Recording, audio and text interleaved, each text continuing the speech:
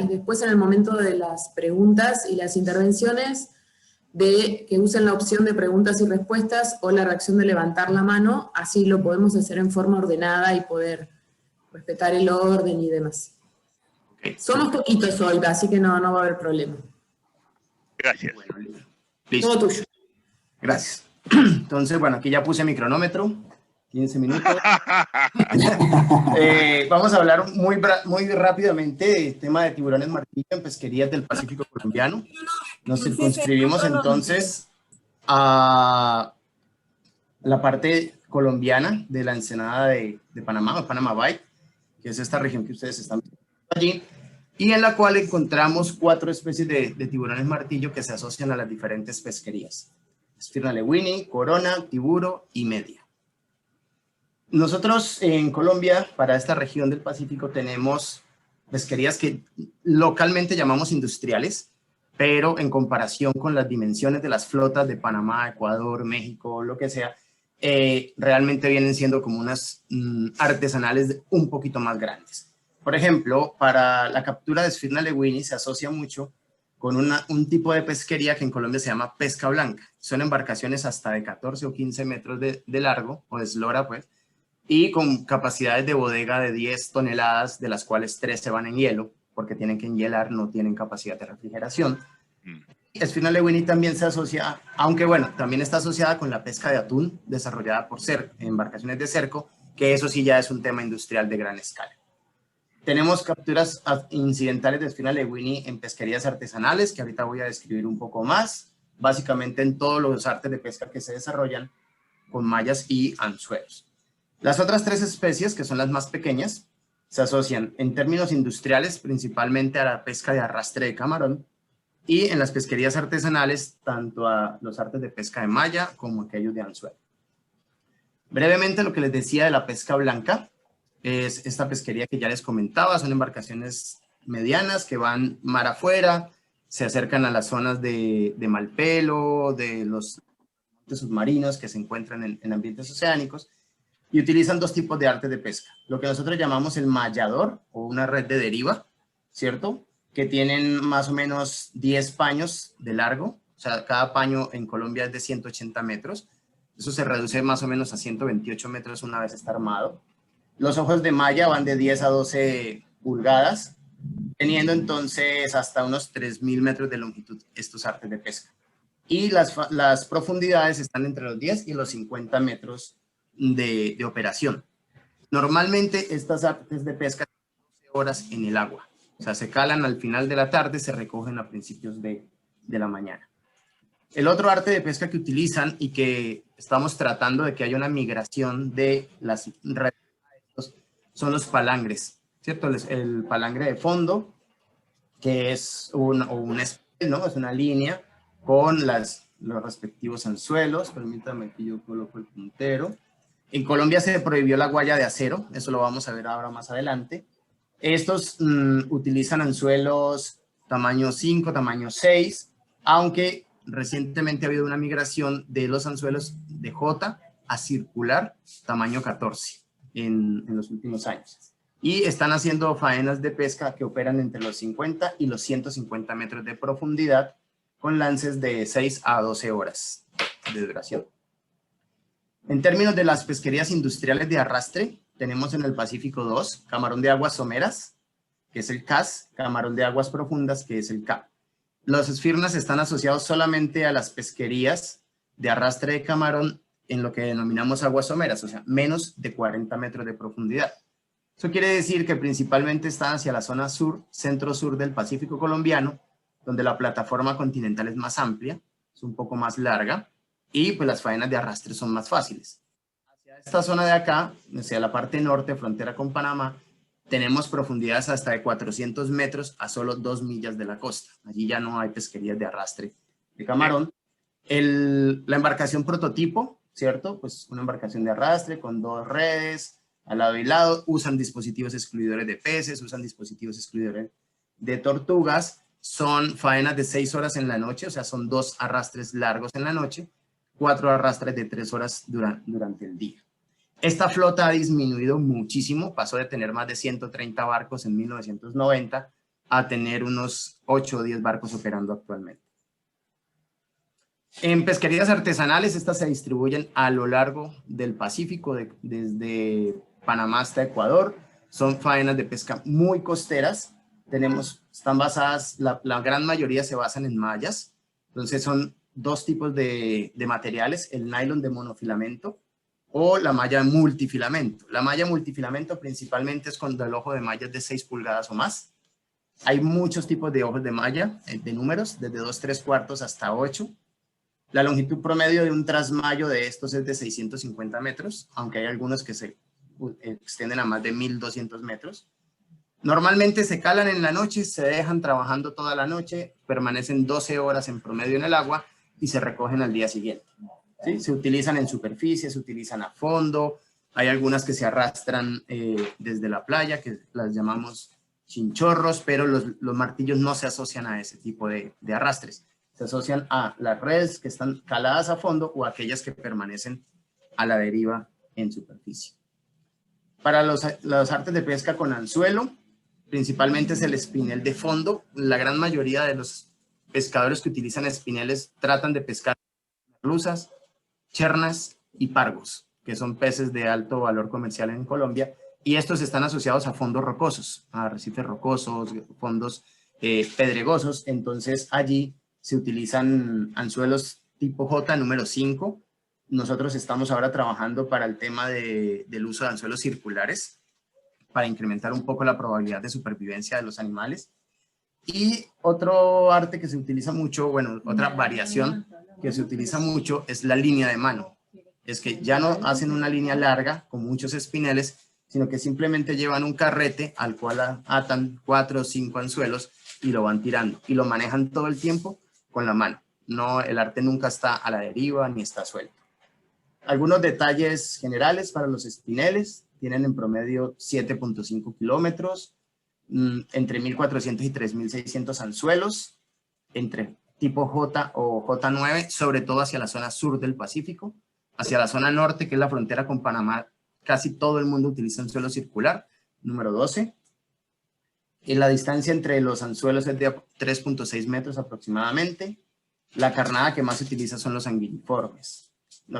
Muy poca gente en el Pacífico, de los pescadores artesanales, hacen faena del día. O sea, quiere decir que salen temprano, buscan carnada, calan su arte, lo sacan el mismo día y regresan. La gran mayoría de estos artes permanece en el agua durante toda la noche. Eso es una práctica muy común en los pescadores artesanales de aquí de Colombia.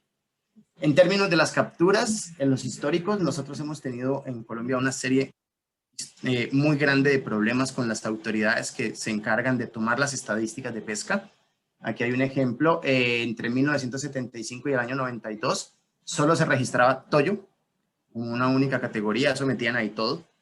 Entre el 93 y el 2009, cambia la institucionalidad, se crea el Instituto Nacional de Acuicultura y Pesca de Colombia, y al menos empiezan a separar los alopia, los mustelus, el tiburón tigre. Los martillos quedaban todos en el género Sphyrna, se algunas capturas de Prionace, pero en términos generales, en los datos que nosotros pudimos ir desglosando después con nuestras investigaciones, el tiburón, el Sphyrna lewini, es el que tiene el porcentaje de captura incidental más alto, con un 19% de todos los registros que nosotros pudimos obtener.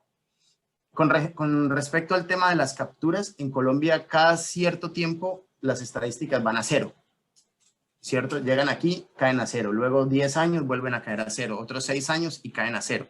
Eso básicamente es porque cada que sucede esto, la institución encargada del control pesquero cambió. Pasó de un ministerio a otro ministerio, se creó otra institución, entonces se deja de tomar estadísticas y básicamente lo peor es que las reportan en cero. La gente, uy, no, se extinguieron los animales. No, es que no había nadie tomando datos, básicamente.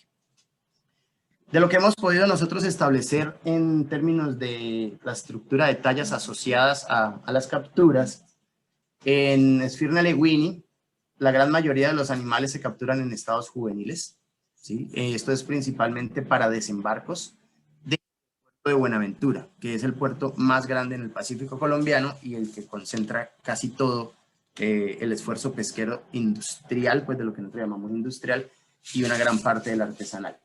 Para Esfirna Corona, si ustedes ven, también hay una dominancia de los estados pequeños. En Corona no se tiene establecida una talla mediana de madurez sexual local, por lo tanto no la estamos pues, ilustrando aquí, que es esta que está en rojo. Aquí vemos que, por ejemplo, los riesgos de sobreexplotación por crecimiento para estas especies son muy altos, porque no tenemos, bueno, tenemos unos volúmenes de captura relativamente grandes en estados juveniles. Y lo mismo sucede para Esfirna tiburo, ¿cierto? Que son las 3 especies para las cuales se han podido reconstruir algunos datos históricos. Aquí también hay un problema grande, es que esta información es la que nosotros hemos construido en vivo, cuando estamos nosotros, porque la mayor parte de los tomadores de datos a lo que se enfrentan es a troncos de animales, sin cabeza y sin cola, y en algunos casos hasta sin aletas. Cuando eso sucede, la identificación a nivel de especie es prácticamente pues imposible para alguien que no tenga mucho entrenamiento o que no cuente con las herramientas adecuadas. Con base en los datos que nosotros hemos podido recopilar desde avistamientos, capturas y demás, estos son los mapas de distribución conocida que tenemos para las especies. Esfirna lewini tiene una mayor presencia en el Pacífico colombiano. Bueno, todas estas son para el Pacífico. Esfirna tiburo y lewini sí son compartidas. Y lewini tiene unas mayores concentraciones de ejemplares en la zona norte. Esto se da principalmente porque hacia acá se encuentran lo que se cree son las áreas de crianza para la especie. Mientras que Corona, tiburo y media se distribuyen, bueno, sobre todo media y corona se distribuyen más hacia la zona centro-sur del Pacífico. En cuanto a áreas especiales o cosas de esas, nosotros no es que hayamos hecho estudios específicos de áreas de crianza por la dificultad que representa identificar los 3 supuestos de Heuvel para el asunto, pero sí hemos concentrado la información que tenemos en, por ejemplo, todos estos cuadrantes que ustedes ven aquí del Pacífico, tenemos evidencia de actividad reproductiva, hembras preñadas, crías, ¿sí? Machos con semen y demás. Y en todos estos cuadrantes que ustedes ven acá, también tenemos evidencia de que ejemplares de diferentes estados de desarrollo comparten el hábitat. Entonces, lo que hemos visto o que hemos estado tratando de identificar son cuadrantes donde se pueden estar sobreponiendo características biológicas importantes para al menos tratar de desarrollar algunas acciones de conservación al respecto. Y tenemos evidencia también de que se alimentan a lo largo del Pacífico, o sea que no hay una zona específica donde vayan ellos a buscar esta alimentación en particular, con excepción de Malpelo, en donde sí hay algunos datos que hablan de que permanecen en la isla en el día, se alejan en la noche, como hablaba Alex ayer. Estos son unos tracks de migración que nos proveyeron los datos de la Fundación Malpelo, de las actividades que hace con la red Migramar. Y estos ejemplares fueron marcados aquí en inmediaciones del santuario. Si ustedes ven, en términos generales, tienen la tendencia a desplazarse al norte, hacia Costa Rica, Panamá, bajan por la costa del Pacífico colombiano y luego vuelven hacia el área de Malpelo. Este estudio también, bueno, este comportamiento se ha asociado con una investigación en genética que encontró algunos elementos compartidos entre ejemplares de Malpelo y un parque natural nacional aquí que se llama Sanquianga, y con el ejemplar del Parque Nacional Natural Utría, aquí en la zona norte. ¿Sí? O sea, hay al menos una evidencia de flujo genético entre los ejemplares grandes que se encuentran en la zona oceánica y aquellos más pequeños que están en áreas más costeras. Finalmente, en términos de la conservación, muy rápidamente, desde el año 2006 al 2010 se escribió y se formuló el Plan de Acción Nacional de Tiburones y Rayas de Colombia, el cual dentro de las medidas que tomaba era, por ejemplo, que está prohibida la pesca industrial dirigida a tiburones, se prohíbe la guaya de acero en los palangres o espineles, que esa era pues como la restricción principal para evitar la pesca dirigida, un porcentaje de captura incidental de tiburones y rayas, de tiburones, perdón, máximo del 35%, se prohíbe el aleteo en el país, las aletas deberían llegar adheridas al cuerpo, al tronco del animal, y se estableció una cuota de pesca artesanal. Bueno, esto funcionó hasta principios del año. El año pasado se hizo una actualización del Plan de Acción de Tiburones, pero resulta que este año el presidente de la República emitió un decreto, el 281 de 2021, que prohíbe la pesca, comercialización y demás aspectos económicos relacionados con tiburones y rayas en Colombia, y por lo tanto lo convierte en un recurso hidrobiológico. Es decir, que a partir de la fecha, la autoridad de pesca ya no tiene ninguna relevancia ni competencia para manejar el recurso, y este recurso pasa al Ministerio de Ambiente. En este momento nos encontramos en la fase de cómo carambas se va a hacer para que ese decreto se lleve a cabo, sea viable y sobre todo no termine pues poniendo en mayor riesgo a las especies, porque la pesquería es absolutamente incidental, es dirigida y no tenemos artes de pesca selectivos. Listo, 15 minutos y 8 segundos. Premio, Andrés. Muchísimas gracias. Buenísimo. Dejemos las preguntas atrás de Yehudi. Excelente. Gracias. Voy yo, vamos a ver si cumplo el tiempo. Ya tengo mi cronómetro. Tienes 8 segundos de ventaja. Vamos a ver si la hago. Ay, ay, ay. Espérate. Ok, compartir pantalla. Voy a tratar de ir rápido, a ver, me confirman si la ven. Está bien, está viniendo. Falta poner en presentación y listo. Entonces buscas donde está el menos y más abajo de todo, ahí cerquita, debería... Ahí está perfecto, Yehudi. Listo. Ok, espérate. Ups. A ver, cronómetro corriendo. Ya. Sí. Así de metí de pata, así de emociono. Ok. ¿Cómo hago para que se vaya la cosita esta de aquí arriba? No me... Yo creo que se ve muy bien, yo lo veo muy bien. Sí, pero además que se ve el cintillo arriba, no quiero que no me deja ver bien. Ok, bueno, voy a hablar acerca pues, de las pesquerías de tiburones en Panamá. Y bueno, comparto igual muchas de las cosas que dijo el colega Navia, de muchas de las deficiencias que están en Colombia, pues también las tenemos en Panamá. Ahí voy a ir explicando poco a poco. Es que lo que pasa es que este cintillo me tapa arriba, no me deja ver los títulos de arriba. ¿Cómo hago para que esto se vaya? Eso no sé, che. Ya lo quité. Ahora aparece abajo. Bueno, ok. Entonces, bueno, si la pesca es dirigida o incidental, brevemente un poquito de historia. En Panamá ahorita no se puede hablar de pesca dirigida, aunque pues para que eso quede claro acá, y creo que es la situación de muchos países. Panamá hace muchos años, incluyendo para la parte del Caribe, se realizaban pescas dirigidas a tiburones, y prueba de ello en lo que era la pesca artesanal. Si podemos ver, bueno, aquí pues Martín me dijo que hiciera esta explicación de lógicamente pues un factor que influye mucho en la selectividad de las tallas de especies. Y si podemos ver acá en esta foto, donde está el tiburón toro aquí, en la esquinita, si se puede lograr ver cómo son las aberturas de malla de estas redes artesanales. No sé si esto en otros países se da, eran redes de polifilamento, con aberturas de malla de 14 hasta 18 pulgadas de abertura de malla, y que eran obviamente pues redes específicas para tiburones. Ya en Panamá a partir del 2010, 2012, ya estas redes realmente se descontinuaron, lo que indica pues que ya no había una pesca dirigida a tiburones, al menos por parte de la flota artesanal. Las tallas pequeñas pues siempre han sido el predominante, y lamentablemente pues el Cirna lewini ha sido la especie que siempre ha dominado en estas pesquerías.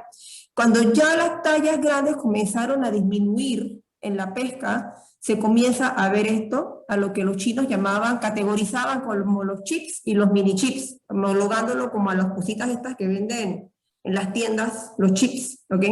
Entonces, vean lo pequeñitas las aletas, y estos son los costales. A cuando uno iba a monitorear los productos de exportación, esto era realmente lo que se veía. Puras aletas pequeñas, y bueno, esta pesca de tallas pequeñas realmente no fue algo tan nuevo como uno podía creer, porque cuando la pesca de tiburones se inició, se daba cerca de la costa. Los pescadores comentaban que tiburones toro, tigre, incluyendo los martillos, se daban siempre muy cerca de la costa. Estamos hablando de 500, 800 metros, bastante próximo. Y entonces, bueno, la dinámica de los martillos, hay que ver por qué los martillos aún no han colapsado de la misma manera que lo han hecho los toros y los tigres, que ya no son comunes en la zona costera. De hecho, el año pasado, a finales, un pescador me reportó un tiburón tigre juvenil que tengo pues que hacer la publicación sobre esto, que la verdad es muy novedoso, porque hace más de 20 años ellos no veían un tigre en lo que era cerca de la costa del Pacífico, ¿sí? Entonces, la verdad, algo muy interesante, porque ellos mismos se asombraron. Entonces, lo que pasaba hace más de 30 años es que ellos, las tallas pequeñas eran un estorbo, hasta que ellos comenzaron a sacarle provecho a este tipo de recursos. Y entonces ahí es donde ellos comienzan, pues que la verdad, las capturas, las tallas pequeñas de tiburones también podían representar una entrada económica importante. Y bueno, con respecto a las modalidades de pesca, este es un gráfico que lo saqué de la tesis de maestría de Lucas, en donde realmente, bueno, podemos ver cuál es los porcentajes de los diferentes tipos de artes de pesca que se desarrollan en Panamá. Obviamente la red de agallera es la que predomina, seguido de la cuerda de mano, que se podría decir que es el único arte de pesca que yo considero que es el más sostenible, porque te da la oportunidad de que tú puedes liberar el animal vivo, ¿sí? Las atarrayas, que más que nada se utilizan para las capturas de sardinas, más que nada como para carnada, los palangres, que están en la modalidad artesanal y industrial. Aquí, pues en otros, pues entran otras modalidades que realmente no pude ver en el trabajo cuáles eran, porque realmente creo que aquí en Panamá hay muchas modalidades de pesca que todavía falta por conocer, pero igual muy poco usadas. Y pues lo que es el arpón, más que nada, pues para la parte de meros, que lo usan bastante, y pues para tiburones, pues ya no tanto, ¿no? Realmente los tiburones ya no son un recurso tan importante económicamente, y tampoco existe una pesca dirigida como tal. Al menos en algunas situaciones. Ahora voy a explicar algunas cositas. En cuanto a la modalidad de pesca deportiva, se dice que en Panamá hay un grupo que se está investigando, que ellos realizan una pesca dirigida a tiburones. Realmente no se sabe cuál es la intención. Voy a poner este pequeño video, que la verdad para mí se me hizo muy, muy novedoso. Yo no conocí esta modalidad de pesca deportiva. ¿Algunos la han visto? Ellos tiran, los que pescan son los tanques. ¿Dónde están los tanques? Bueno, no se ve, a ver. Estos tanques son los que pescan, ellos tiran carnada viva, ¿sí? Algunos pensaron, yo la verdad no comprendía bien cómo era esto, pensábamos que era una red grande, que la tenían varios botes, pero no, ellos tiran carnada viva, hacen que el atún se alborote, usan macarela o cojilúa, y entonces con los tanques que ellos hacen la pesca, la verdad, algo nuevo, porque yo no conocí esta modalidad de pesca, y es pesca deportiva, no es pesca artesanal, es pesca meramente deportiva, y que entonces, bueno, la utilizan acá, pero yo pregunté si había algún tipo de incidencia con tiburones aquí, y me dicen ellos que no. Entonces, bien, en cuanto a cómo interactúa la pesca, las artes de pesca con los tiburones, bien, tenemos las artes de pesca por las redes de malla, porque ya muchos conocemos, aquí pues lo mismo, las usan de fondo, de superficie, a media agua, ¿ok? Para el caso de la pesca de superficie, los pescadores dicen que se pesca dirigida hacia jureles, romalos y corvinas, y cuando la ponen de fondo, meros, corvinas, pargos y verrugates, que es un pez que no es nada bonito, ¿sí? Entonces, bueno, acá no puse las estadísticas, la verdad no me dio tiempo de poder cuantificar estas interacciones, pero lo que podemos ver que para el caso de la red agallera, cuando se usa superficie, estos son los tiburones que interactúan en esta pesquería. Vemos pues el linguini, tanto tallas grandes como pequeñas, y para el caso de cuando usan la red de fondo, interactúa mucho más linguini en tallas pequeñas, ¿sí? Y también tenemos pues las otras especies de martillo, ¿no? Los coronas, los media también. El palangre, bueno, queda pues el doctor Navia pues ya explicó perfectamente pues cómo trabaja este arte y de qué se trata, cómo funciona. Se utiliza igual a fondo, a superficie, ¿sí? Entonces aquí en Panamá, pues cuando la pesca es a superficie, la pesca objetivo son dorados y atunes, y cuando es de fondo, el congrio, el pargo y el dientón. Y aquí hay más interacción, pienso yo, que con los tiburones, cuando es a fondo, perdón. Entonces, bueno, pues estas son las especies que se capturan a fondo. Sobre todo he podido ver que en las pescas de palangre, de fondo, viene mucho tiburón toro, bastante tiburón toro, cuando es a fondo. Ahora, es importante recalcar que estas pesquerías de palangre, ¿ok?, se realizan únicamente a mucho más allá de las 50 millas, y no se realizan cerca de la costa, ¿ok? Entonces, bueno, estas son las especies que podemos ver que interactúan con este tipo de pesca. Y más que nada, bueno, este tipo de especies es para la pesca de palangre industrial, ¿sí? No tengo mucha información de la pesca de palangre de fondo artesanal, porque no he tenido oportunidad de tomar muchos registros de este tipo de pesca y parece ser que tampoco es tan habitual. Sí sé que la pesca de palangre artesanal se captura mucho, lo que es Ipanus, se está usando mucho para la captura de este recurso y que actualmente lo están exportando para China. Esta pesca se había suspendido realmente, como que ese mercado se había perdido, pero ha vuelto lamentablemente a tomar fuerza. Antes iba para México. Mucho, cuando este mercado comenzó, para el 2010 las rayas iban para México. Ahora el mercado aparentemente se redireccionó a China. Entonces, bueno, la línea de mano, en donde pues las líneas, él va a fondo y tiene pues la versatilidad que se puede usar pues en arrecifes y en cualquier sitio, porque realmente pues, y realmente aquí bueno, los pescadores lo utilizan en sitios donde hay muchos fondos rocosos y de coral, ¿no? Y pues lo utilizan para realmente corvinas, pargos, toda clase de recursos, ¿no?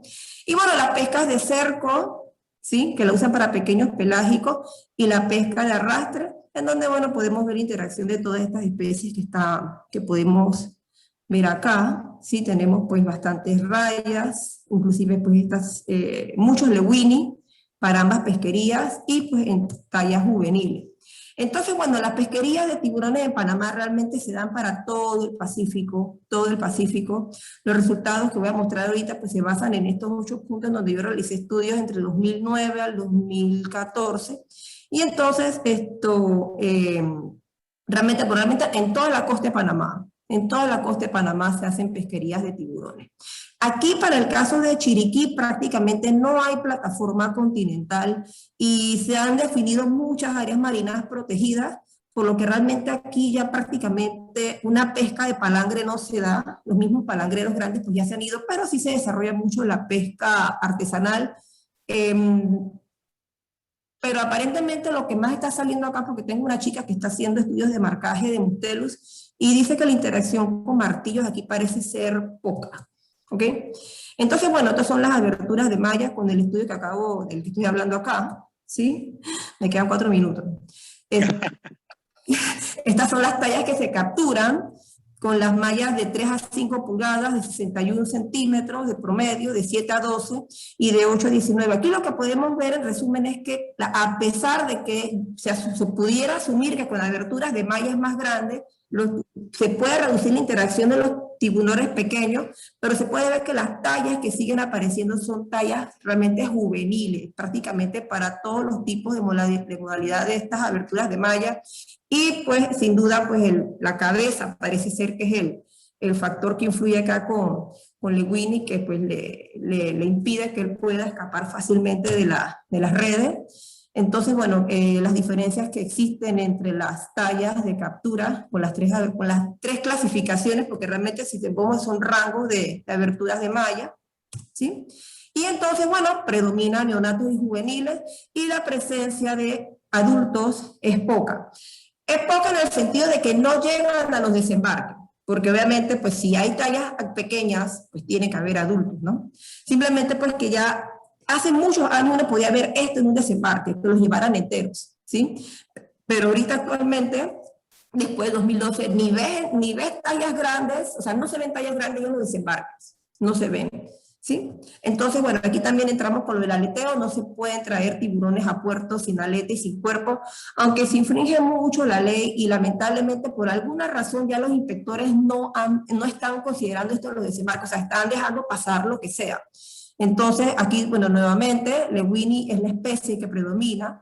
Tenemos, pues, Ephirna corona, Ephirna tiburo, las especies pequeñas, que también, pues, representan la pesquería. Y para el Cicaena, para el Pacífico, es muy raro, muy raro. Y nuevamente tenemos el mismo problema que en Colombia, se desembarcan troncos, difícil de hacer las identificaciones, y algo muy curioso que voy a mostrar ahora es que aquí en Panamá nunca se han hecho registros de desembarque por especie, más sin embargo la FAO, la base de datos de FISAT tiene registros de desembarque por especie, cuando aquí en Panamá usted nunca va a encontrar una estadística por especie, jamás. ni en aduana, ni en Contraloría, ni en los registros de la misma autoridad de pesca. Yo no entiendo cómo hay registros por parte de la FAO por especies. Bueno, esta es la pesca de palangre, estos son los datos de Lucas Pacheco. Bueno, creo que me voy a pasar el tiempo, ya fallé. Entonces, bueno, aquí podemos ver, voy a mandar esto para abajo. Aquí podemos ver entonces que para el caso de los números de anzuelos para la pesca de atún, cómo se distribuyen estas pesquerías, y bueno, los tiburones, las especies de tiburones, pues que tenemos martillo en general, que me dice Lucas que fueron especies que no se lograron identificar. Tenemos pues los lewini, que realmente un porcentaje bastante bajo, y tenemos pues otras especies de tiburones que también interaccionan con esta pesca de atún. Tenemos los zorros, los puntinegros, el azul, el toro. ¿Quieres seguir esto ahora? Para la pesca desdorada, aquí podemos ver pues cómo se distribuye acá pues este tipo de pesca. Las dimensiones de los círculos refleja la magnitud del esfuerzo en cuanto al número de anzuelos. Entonces, Ephirna lewini, podemos ver que también un porcentaje bastante bajo. Y pues las otras especies de tiburones pues que realmente se ve que no tuvieron una representación. Esta es la pesca de, bueno, no lo puse aquí, esta es la pesca de pargo, ¿sí? Esta es la pesca de pargo. Ya, fallé. Ya, anda, valí, como dicen, oye, ya, quítate, ya sé. ¿Qué ahora qué hago? Ya. Va a tener que... Y entonces, bueno, aquí puestas son las pesquerías, perdón, esta es la pesca de tiburón. Estas son pesquerías dirigidas a tiburón. Y entonces aquí podemos ver que Ephirna lewini es la que, pues, obviamente, pues, predomina dentro de la pesca palangre que es dirigida a tiburón. Pues realmente podemos ver pues, que hay pocos lances. Tengo problemas acá. Ay, perdón, disculpen. Esta es la pesca dirigida a pargo. Perdón, aquí está, dice pargo, es que me tapa aquí esta cosita. Esta es la pesca de pargo, donde el lewini entonces es la más representativa. Y estos sí son los lances dirigidos a tiburón. También podemos ver pues que no son muchos por parte de la pesca de palangre de 2005 a 2009. Y entonces pues en efecto acá Ephirna lewini es la especie que predomina. Entonces en cuanto a las zonas de crianza, lo que tenemos de información acá, bueno, no es mucho, pero al menos algo importante. Estos son, me mandó un pescador, aquí pues él muestra pues que esta es una pesca con cuerda. Y pues él me muestra pues cómo es que él libera a los martillitos, y entonces pues él filma el tiburón pues para que vea las condiciones en las que se logra liberar. Y bueno, este fue un tiburón que marcamos, que me puse a nadar al lado de él para ver en qué condiciones estaba el video, pues no puse el video, pero aquí se ve que va el tiburoncito nadando con su marquita. Y bueno, muchas zonas de crianza en Panamá, lamentablemente aquí yo incluso tiré brox, y esto es una de las cosas que pasa. Yo puedo tener el agua en estas condiciones que se ve bastante bien, yo puedo tirar el disco sequi, tengo 10 metros de buena visibilidad, pero cuando voy a tirar la cámara simplemente pues se pone turbio, no se ve nada. Y generalmente los tiburones martillos, sus zonas de crianza, tienen estas características que están acá, ¿sí? Entonces, bueno, aquí lo que asumimos, que en un paper donde está el doctor Oscar también, de hecho, en donde pues, dice que posiblemente algunas hembras pudieran venir de Isla Coco, pero sí hay un reporte de un colega de Galápagos que nos dijo que ellos tienen un tiburón de Galápagos que No, espera, no tengo que ver a. ¿Aló? Hola, Rosana, el micrófono. Un tiburón martillo marcado con satelital de Galápagos que lo encontraron al oeste de Panamá por las costas de Chiriquí. Y eso fue eso fue el año pasado, en donde al menos, bueno, cómo podemos hacer el trabajo, trabajar en conjunto, porque realmente al menos una confirmación de que de hecho pues vienen tiburones de estas islas, de este corredor mesoamericano, a Panamá.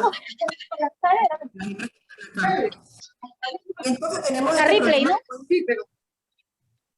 De las hembras. Hay un audio abierto. Sí, lo acabo de apagar. Hay el caso pues de que la verdad es un sitio que la verdad a mí me gustó mucho estudiar acá, que es el área de Bahía de Chame, ¿Y cuál es la ventaja de este sitio? Que esto es un sitio accesible y en donde año tras año estas hembras de Firna Lewini de febrero a mayo es bastante marcado su patrón. Ellas entran cerca de la playa, 500, 200, 300 metros de la playa, y entran a parir. Lo curioso es que cuando ellas entran a parir, en ese mismo sitio hay una actividad turística donde están los chicos haciendo windsurfing, toda esta cuestión, y nunca ha habido un ataque.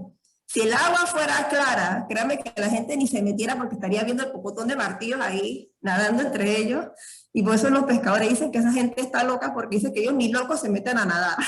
Yo me tiro al agua, ¿sí? Cuando estoy ahí yo me tiro feliz, porque igual yo dije, bueno, y si nunca ha pasado nada, nada va a pasar tampoco.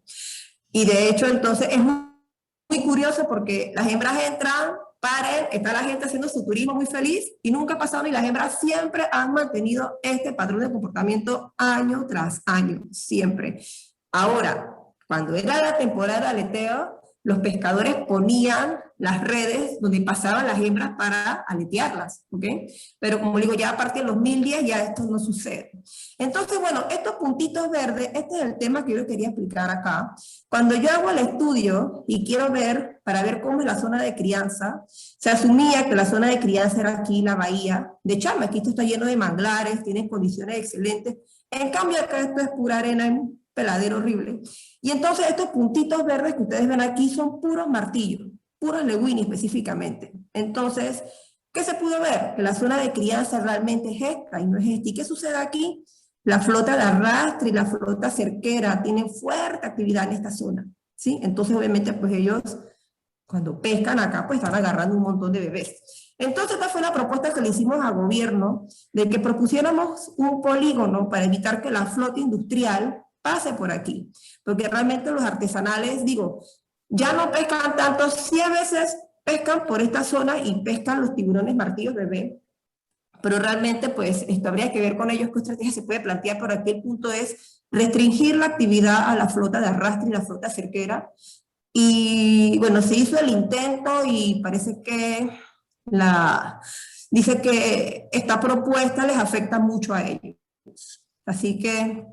Y esto tiene, en el 2019 se lo propusimos, se hicieron las reuniones, se dijo que son 2 años de estudio y aparentemente no que la empresa dice que esto representaría un problema para ellos. Entonces, bueno, estudios recientes para que vean pues cuando de repente, cuando uno propone cosas y tú quieres proponer medidas de manejo, y si no las haces bien, pues realmente los resultados al final no pueden ser buenos. Este estudio propone que Bahía de Chame, que es la que está acá, este área de aquí, esta área de acá, es la zona de crianza, ¿sí? Cuando realmente la zona de crianza nosotros hemos visto que se encuentra es aquí afuera, ¿sí? Entonces, otro estudio, 2021, propone lo mismo, que a través del conocimiento ecológico tradicional dicen que esta es la zona de crianza, ¿ok? Entonces aquí nada más para conclusión es que el conocimiento ecológico tradicional no es malo, ¿sí? Porque es como una guía para que tú digas pues dónde vas a levantar tu estudio, pero que obviamente se deben de hacer estudios que te puedan al menos validar ciertas cosas para poder proponer medidas de manejo, porque de por sí ya este es un área protegida, o sea, aquí nadie se supone que se pueden pescar con redes de un par de cosas, porque aquí hay un montón de piedras también. Así que decir que esto se proteja como zona de crianza no sería funcional, porque la zona de crianza potencial se encuentra afuera. Así que bueno, hemos aplicado una propuesta, esperamos que nos podamos ganar el fondo para poder realizar estudios y ver cómo se comportan las zonas de crianza en estos otros sitios de acá. Este sitio de aquí, esto es muy, lo considero que es muy particular porque aparentemente hay una posible zona de crianza de tiburones tigre, y esto lo sé porque hay colegas que me mandan registros de desembarque y este es el único punto donde están sacando neonatos y juveniles de tiburones tigre, aquí. Y los adultos de tigre los capturan acá, en este sitio de acá. Así que esto sería pues muy interesante y estamos con una colega también para ver si podemos hacer estudios y otro, pues solo que colectar muestras de aquí es muy, muy difícil. Bueno, ya estamos terminando ya. Entonces, bueno, aquí simplemente esto era ver los patrones de las tallas en función de la profundidad. Y entonces aquí podemos ver que hay individuos bastante pequeños que ellos pues se encuentran bastante lejos de lo que pudiera ser pues la zona de crianza, ¿no? Así que todas estas son unas islas, aquí hay como unas, que pudieran haber aquí, como unas 2, 3 millas, no recuerdo realmente. Pero el punto era, bueno, ver si es que había algún tipo que si había algún patrón en cuanto a las tallas, y si se iban, a medida que eran más grandes, iban alejándose pues de la costa, ¿no? Y aparentemente pues no existe un patrón definido. Y bueno, estas son las diferentes tallas y las marcas de nacimiento que hemos podido registrar. Y también pues lo que son las dietas, ¿no? Estos camaroncitos, estos langostinos, pues están esto es una pesca dirigida que hacen los pescadores en un área en específico en Panamá. Y bueno, y que podemos ver que en efecto, pues están los tiburoncitos comiéndose los camaroncitos, ¿no? Y podemos ver aquí las marcas de nacimiento. Bueno. Entonces ya estamos terminando, Martín. Sí, ya estoy terminando ya. Entonces aquí podemos ver que a pesar para el caso de Chame, estos datos son de Chame, ¿sí? Aunque las hembras entran de febrero a mayo, palar y decir, bueno, que estas son las fechas en las que ellas nacen, podemos ver aquí que a lo largo del año hay hembras entrando a parir, porque podemos encontrar individuos con marcas de nacimiento abiertas, que siguiendo el criterio de Duncan, ellos dicen que estas marcas permanecen abiertas menos unos 5 días, o sea que eso indicaría pues que prácticamente el animalito pues nació en el sitio y que no se puede alejar mucho, ¿no? Entonces algo muy curioso también que esto fue reciente este año, haciendo una salida exploratoria con unos pescadores. Estas islas que ustedes ven aquí son artificiales, ¿sí? Están cerca de la ciudad, aquí, en un área toda Popov de la ciudad. Y entonces estamos viendo, los pescadores dicen que ellos aquí los capturaron, y esto fue ahorita hace como 2 meses, y ellos estos tiburones, vean, tienen marcas de nacimiento, o sea que recién nacieron, y que ellos los pescaron aquí justo frente a estas islas. O sea que curiosamente entonces estos tiburones martillo, también Ephirna lewini, usa sitios cerca de la ciudad para dar a luz, o sea, pues esto pues otra zona de crianza. ¿Sí? Y bueno, volviendo a los datos aquí de la FAO, lo que les decía, estos son datos para Lewini, y aquí es donde yo no me explico cómo ellos tienen registros por especie, esto es nada más puro Lewini, ¿ok? Déjenme ver acá cómo puedo bajar esta barrita. Esta es la pesca artesanal, este es para Lewini, abajo es Lewini y Ephirna en general, esto es puro Lewini, las barras naranjas, y esto acá es tiburo y cigaena. Entonces aquí dice que yo jamás he visto tanto tiburo en los desembarques, nunca, y yo no sé realmente estos datos de FAO de dónde salen. Esto es cigaena para el Pacífico, y como yo les digo aquí en Panamá, jamás usted va a encontrar registros por especie, así que si alguien me puede aclarar cómo es que FAO obtiene este tipo de información, se lo voy a agradecer. Y para ir cerrando, o sea, me quiere mover la cuestión acá. Y estos son, estos son datos de la FAO, esta es la pesca industrial, si la anterior era artesanal, este es industrial de FAO, lo mismo, tampoco se registran datos por especie en la pesca industrial, y bueno, estos son datos de pesca, perdón, se me olvidó quitar esto, Garting, pero bueno, lo voy a explicar rapidito. Aquí en Panamá, a partir del 2014, se estableció el dictamen de extracción no perjudicial que se decía que Panamá no iba a exportar más tiburones por el tema de CITES, debido a que los inspectores no están en la capacidad de poder identificar los troncos para poder decir quién era Lewini, quién sí y quién no. Entonces se suponía que Panamá decide que no exportaba más aletas, pero curiosamente vean, Panamá hasta el sol de hoy no ha dejado de exportar. Ya los reportes que se hacían a través de la entidad de pesca no se hacen, y todo directamente a través de aduana, a través de empresas nacionales. Entonces el punto es, ¿qué sucede aquí? con esto. Siguen saliendo tiburones de Panamá, a pesar de que existe un dictamen de extracción no perjudicial que dice que ya Panamá no iba a exportar más tiburones. Estos son toneladas de carne, aquí la verdad pues cometí un error, porque aquí mezclé, pues estos son desembarques de aleta de tiburones, ¿sí? Hasta el 2011. Y bueno, estos sí son desembarques bueno, decía tiburón, no especificaba si era aleta o eran cuerpos. Bueno, Yehudi. Manejo, desde 2010 se decidió, pues obviamente la pesca cayó, se asume que por presiones de ONG internacionales. Actualmente están proponiendo, querían hacer una veda de 10 años para no pescar tiburones. Esto se cayó porque realmente no hay fundamentos para poderlas definir. Y entonces, bueno, como conclusión, pues que se deben evaluar las pesquerías por localidad o provincia y ver el comportamiento, pues, espacio-temporal de las pesquerías, porque no se comportan igual a lo largo de la costa del Pacífico a Panamá. Y que entonces para proponer medidas que sean acordes con la realidad, porque no se puede proponer una sola medida de manejo para todo el país, porque las pesquerías realmente se comportan bastante diferentes. Y bueno, esa es hacia la línea que yo quiero trabajar, levantar información de este tipo en conjunto con los pescadores, y que realmente se puedan proponer medidas que puedan ser sostenibles para la pesca de tiburones y que no hagan conflicto con los pescadores artesanales. Muy bien. Gracias. Ok, muchísimas gracias, Yehudi. Entonces, yo tengo algunas preguntas y eso, pero quería darles primero el tiempo a ustedes para hacer las preguntas que quieran a cosas de hoy o de ayer. Empiecen ustedes, yo puedo empezar cuando sea. ¿Alguien quiere hacer alguna pregunta? Puede tener varias.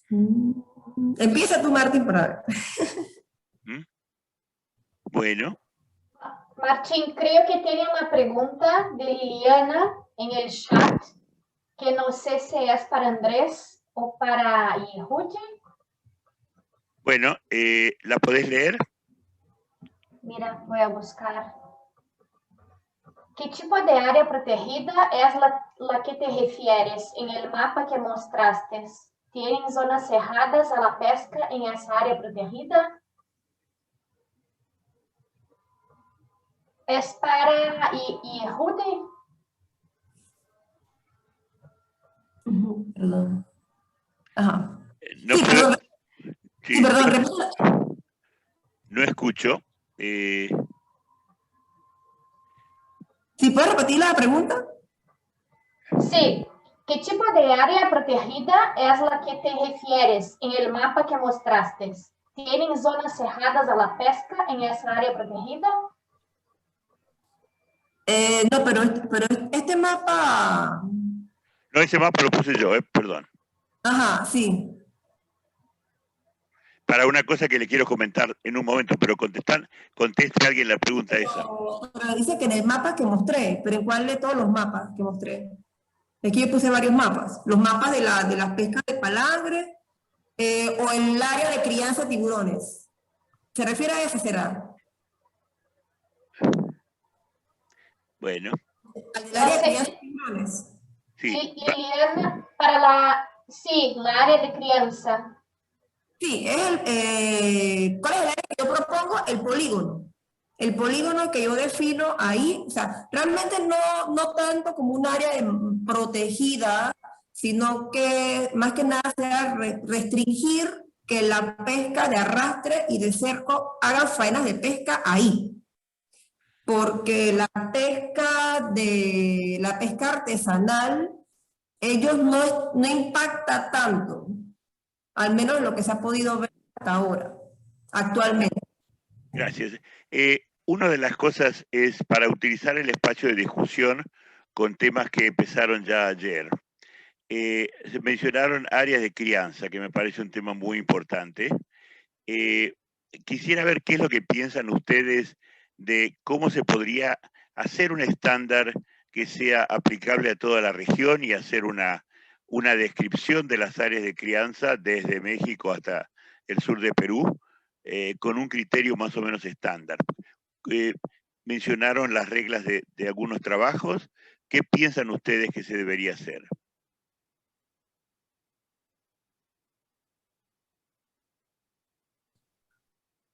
Para definir zonas de crianza. Sí, algo que fuera una definición aceptable para todos, que cada uno está utilizando alguna propia. Da la impresión de que tienen que ser lugares donde hay partos de manera consistente, muchos años seguidos, probablemente en una temporada más o menos bien definida, una cierta cantidad, 1 o 2 crías observadas no debería ser suficiente, pero quiero saber qué piensan ustedes, cuál podría ser un estándar aceptable. Digamos, mencionaron del trabajo que los define, pero el asunto es si ustedes están de acuerdo con eso o no. Yo digo, de acuerdo a los autores, estas zonas pueden ser temporales o pueden ser permanentes. Por ejemplo, para el caso de Chame, en este caso yo la definiría como un área permanente porque estas hembras constantemente están entrando. Entonces se supone que los juveniles, ellos se quedan 1 o 2 años en la zona de crianza, al menos por el caso, para el caso de Lewini. ¿Sí? Entonces esta sería un área permanente de zona de crianza. Es el primer que llamo acá. Permanente querés decir todos los años. Que todo el año funciona pero no como... Ok. Ajá. Entonces Ajá. es continua y estacional, digamos. Esa sería la definición que se puede aplicar en el resto de los lugares. Adriana o Andrés u otros. ¿Les gusta, les parece suficiente eso o hace falta algo más? Nosotros sí hemos estado intentando aplicar un poco los criterios de este paper de Michelle Heupel, ¿no? Y claro, la dificultad para nosotros, o sea, determinar que es usado de manera consistente, bueno, esto es un monitoreo interanual y puedes establecer esto.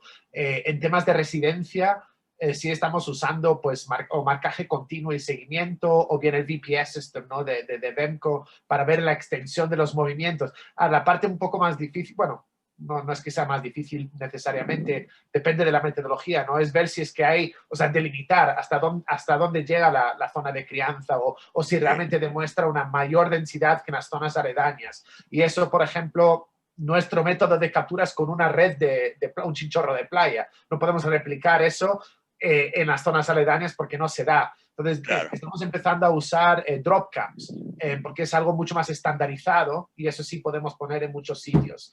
Pero sí, es un poco difícil esa parte, ¿no? Sí, pero lo que dijo el doctor Heber, aquí lo que hicimos fue marcas convencionales. No queríamos poner estas marcas ultrasónicas porque cada marca es un billete y es una zona donde hay mucha pesca, ¿no? Marca un tiburón, ¿no? Y agarraron todo al día siguiente y perdí un billetón ahí. Entonces, el chiste era que los pescadores reportaran las recapturas. Al ser un proyecto nuevo, los pescadores pensaban que se les iba a meter preso, que se les iba a no sé qué, a cobrar una multa. Yo hice difusión, puse letreros de que eso no iba a ser, no era así, De hecho, al pescador que me reportara una recaptura lo amenazaban. Imagínate hasta qué punto llegó esta cuestión. Entonces, a escondidas, 2 o 3 pescadores me dieron marcas de recaptura que era para definir eso, el rango de la zona de crianza, ¿sí? Pero bueno, ¿hay alguna otra opinión de otro? ¿Me permites, Martín? Para mí, lo que menciona Heupel es algo que puede ser, y como lo comenté al final de mi plática ayer, tiene que ser a lo mejor, o tratar de llegar a lo mejor en los 3 criterios que ellos plantean para tratar de establecer un área de crianza, ¿no? Y esto toma tiempo, lamentablemente, o sea, en un año tú no puedes definir porque tiene que ser consistencia, y la consistencia no es que dentro de un año estén ahí necesariamente los neonatos, sino que en el año 1, en el año 2, en el año 3 veas neonatos, y entonces puedes inferir que hay una cierta utilización, ¿no? Y entonces ya resuelves lo de los neonatos. Después te vas a tratar de ver si estos neonatos en el área que tú estás observando tienen una mayor densidad que lo que está alrededor, ¿no? Que eso estoy de acuerdo que es un poco más difícil, y pero eso lo puedes también a través de entrevistas con pescadores. Digamos, aquí es donde tenemos que ser esta flexibilidad para los países como el nuestro. Es este trabajo con los pescadores para tratar de sacar la mejor información.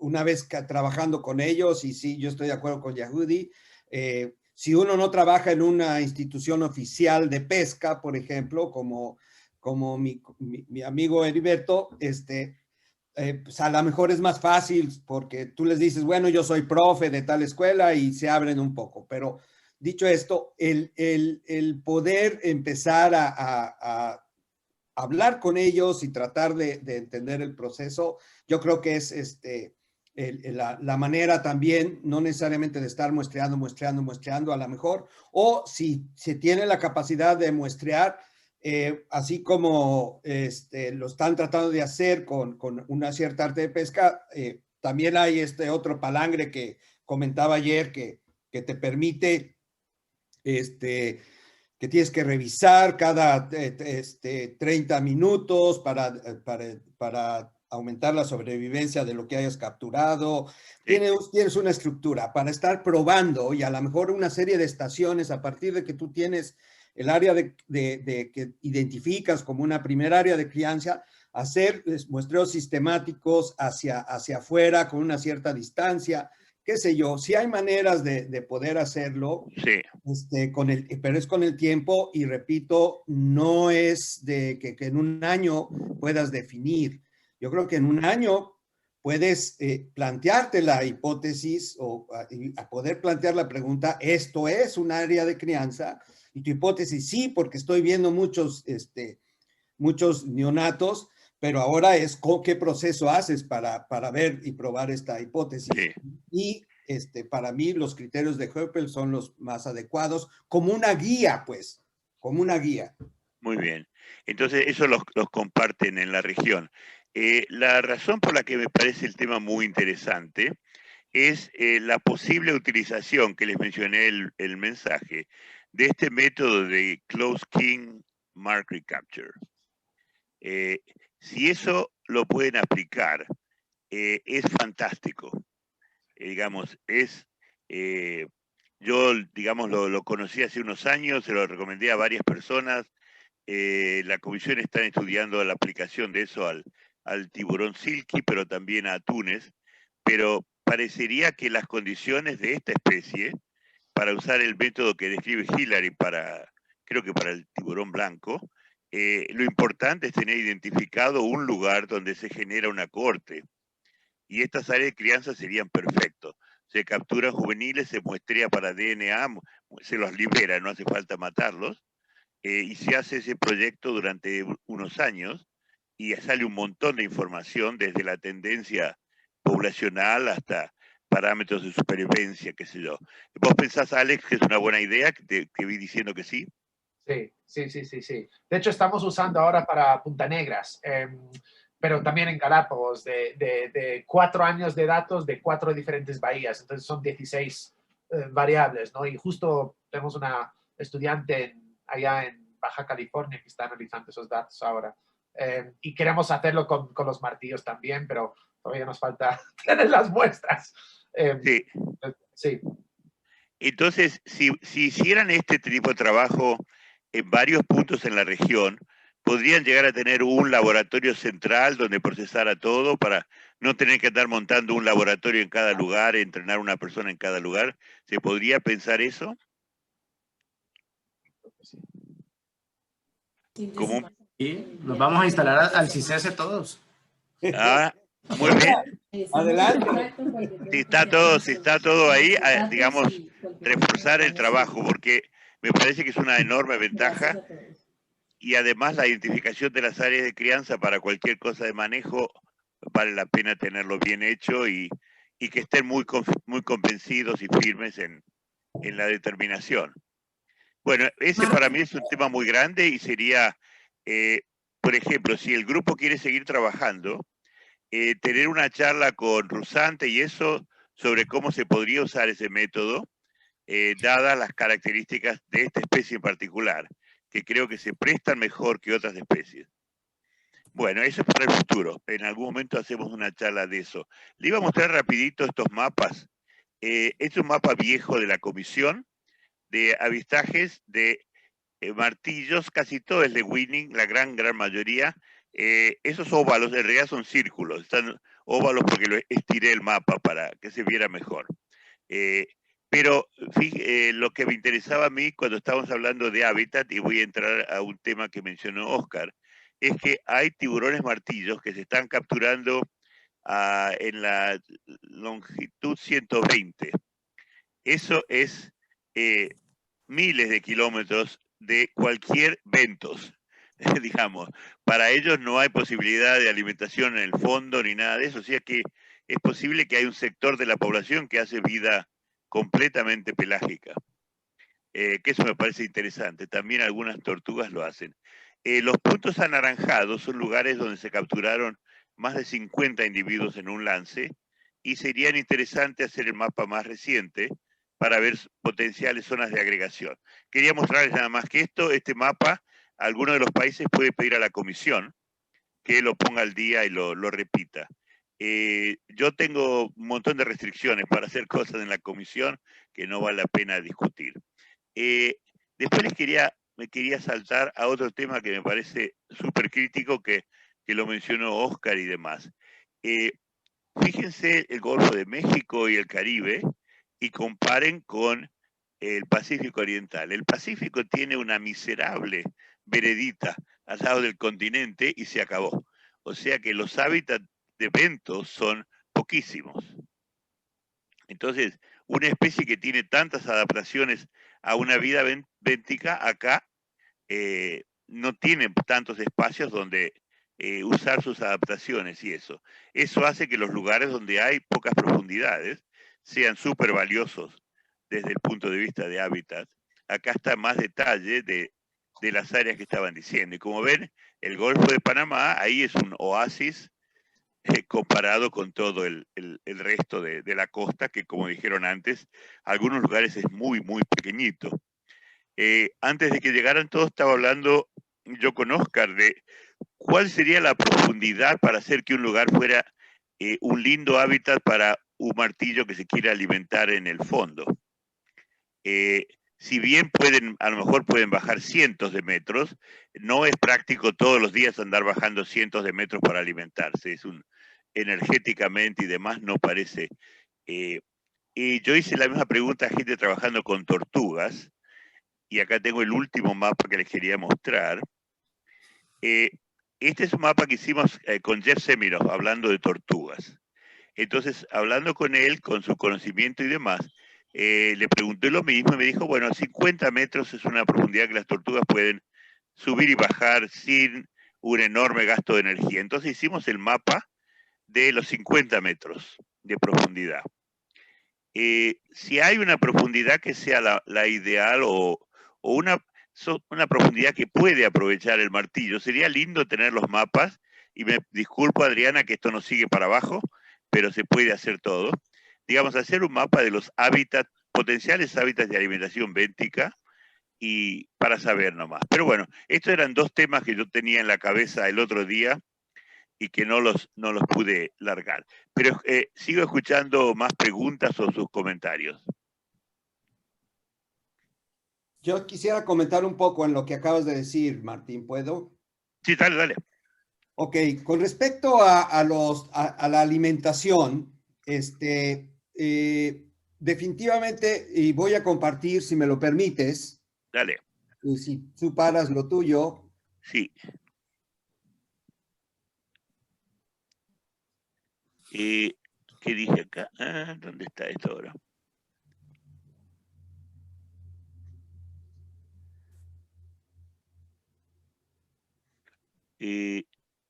Déjenme. ¿Ahí estás?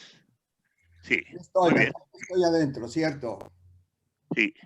Bueno, esta es una manera que esta es una publicación que de hecho nos la mandaron ayer, está con el flaco Juan Carlos Pérez. Esto es lo que estaba, el mapa superior en la ventana, esa es modelos de la distribución potencial de Sphyrna tiburo, Sphyrna lewini y Sphyrna mocarran abajo en la C.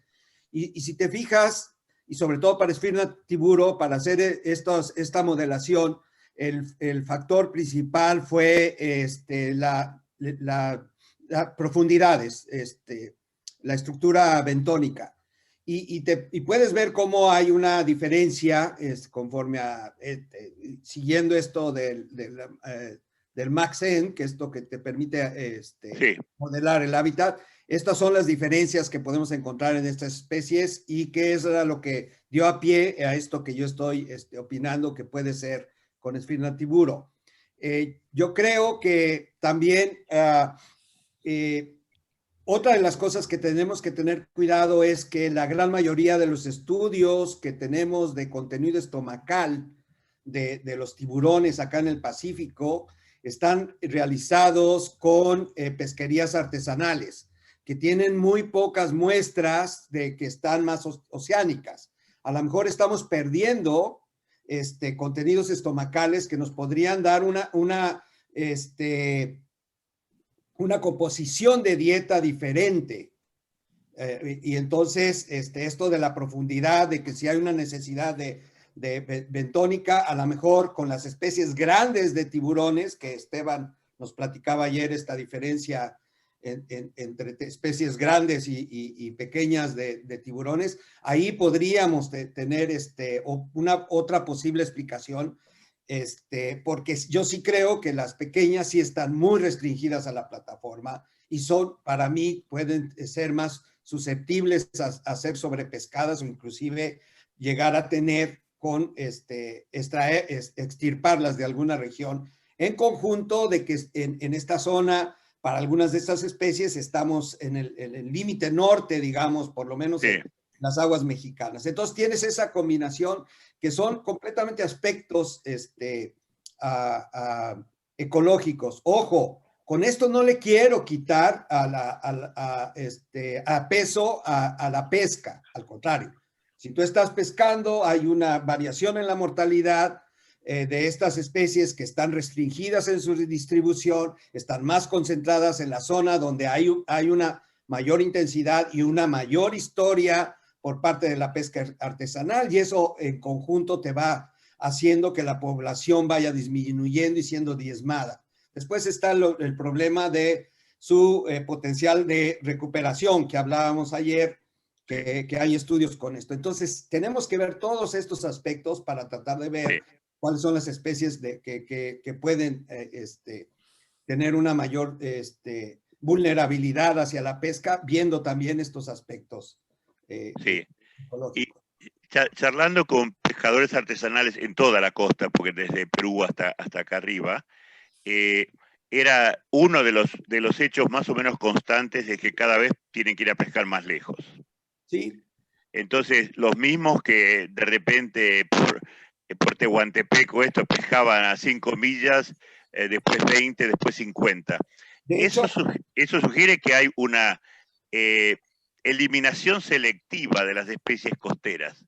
De hecho, Martín, ahora en algunas regiones, ya la pesca artesanal no está tan dirigida a los tiburones como estaba. Chiapas, que eran los pescadores grandes, muy experimentados y que se alejaban un cierto, ahora ya no necesariamente lo hacen porque prefieren pescar otro tipo de especies que están más cercanas por el costo de gasolinas, por una serie de cuestiones. Y eso, la verdad es que también hay una dinámica que tenemos que entender con estas variaciones de captura. Y para Yehudi, lo que le puedo contestar, lo que preguntaba lo de la FAO, hasta donde yo sé, es el país el que envía esta información. Y es la oficina regional de la FAO la que pide los datos y tiene sus caminos. Y entonces el Ministerio de Pesca o cualquier institución que controle la pesca en cada uno de los países los que reportan. No es que alguien alguien en la FAO esté inventando, ¿no? En realidad. No, pero es que aquí las entidades de pesca no registran datos por especie. O sea, yo trabajé Eso no quiere decir que un funcionario no le ponga algún nombre y siga. Claro. Yo claro. conozco a la gente de base de datos de la FAO y ellos saben que lo que tienen, en definitiva, tu cuestionamiento es válido. No podemos tomar decisiones basado en eso, porque yo pienso que realmente es muy difícil la tarea, ojo, y caro, porque están Panamá es un poco más chico, pero otros lugares. Pero me quiero disculpar, hay varias preguntas en el chat y yo estoy acá y no estoy participando, no tengo la ayuda de mis dos hadas madrinas que manejan. Perdón, Martín. Sí, tiene dos preguntas en el chat y Adriana tiene la mano arriba hace mucho tiempo. Creo que podríamos dejar la palabra a Adriana González, por favor. Ok. Disculpa. No se preocupen, es que estaba muy interesante la discusión y acá siempre aprendiendo de todos los panelistas que tienen un montón de experiencia. Al igual, con temas de áreas de crianza, al igual que el Oscar, acuerdo de que GEUPEL es una muy buena referencia y como lo mencionó Andrés en algún momento, es un reto para los países latinoamericanos porque no tenemos los recursos que tienen Estados Unidos, Australia, pero creo que podemos usar el tema de las pesquerías, ¿no? Tenemos un montón de pescadores que todos los días salen a pescar y pueden ser plataformas de investigación. Por ejemplo, utilizar el CPUE para determinar qué áreas hay mayor abundancia de tiburones que otras y poder tener una mejor definición de áreas de crianza. Me parece súper útil. En cuanto al tema de la alimentación que mencionaron, parece que Esfirna cigaena tiene un comportamiento muy distinto porque parece que no interactúa mucho con el bentos. Los pocos estudios de telemetría satelital que se han hecho no baja más de 50 metros y acá en Perú parece que le encantan los calamares. Por más que tiene, cuando están muy pegados a la costa, acceso al bentos, igual prefieren no alimentarse. Debe ser por la disponibilidad de alimento, porque la pota es muy abundante y han decidido pues, que ese es su alimento favorito. Nada, quería compartir eso. Muchas gracias. Sí, muy buena. Empezamos con las preguntas. Buena la observación. Sí, gracias. Tiene una pregunta de Nelson para Yehud. No sé si quieres, Nelson, hacer la pregunta. Tienes el micrófono si quieres. Hola, buenas tardes. Buenas tardes para Argentina.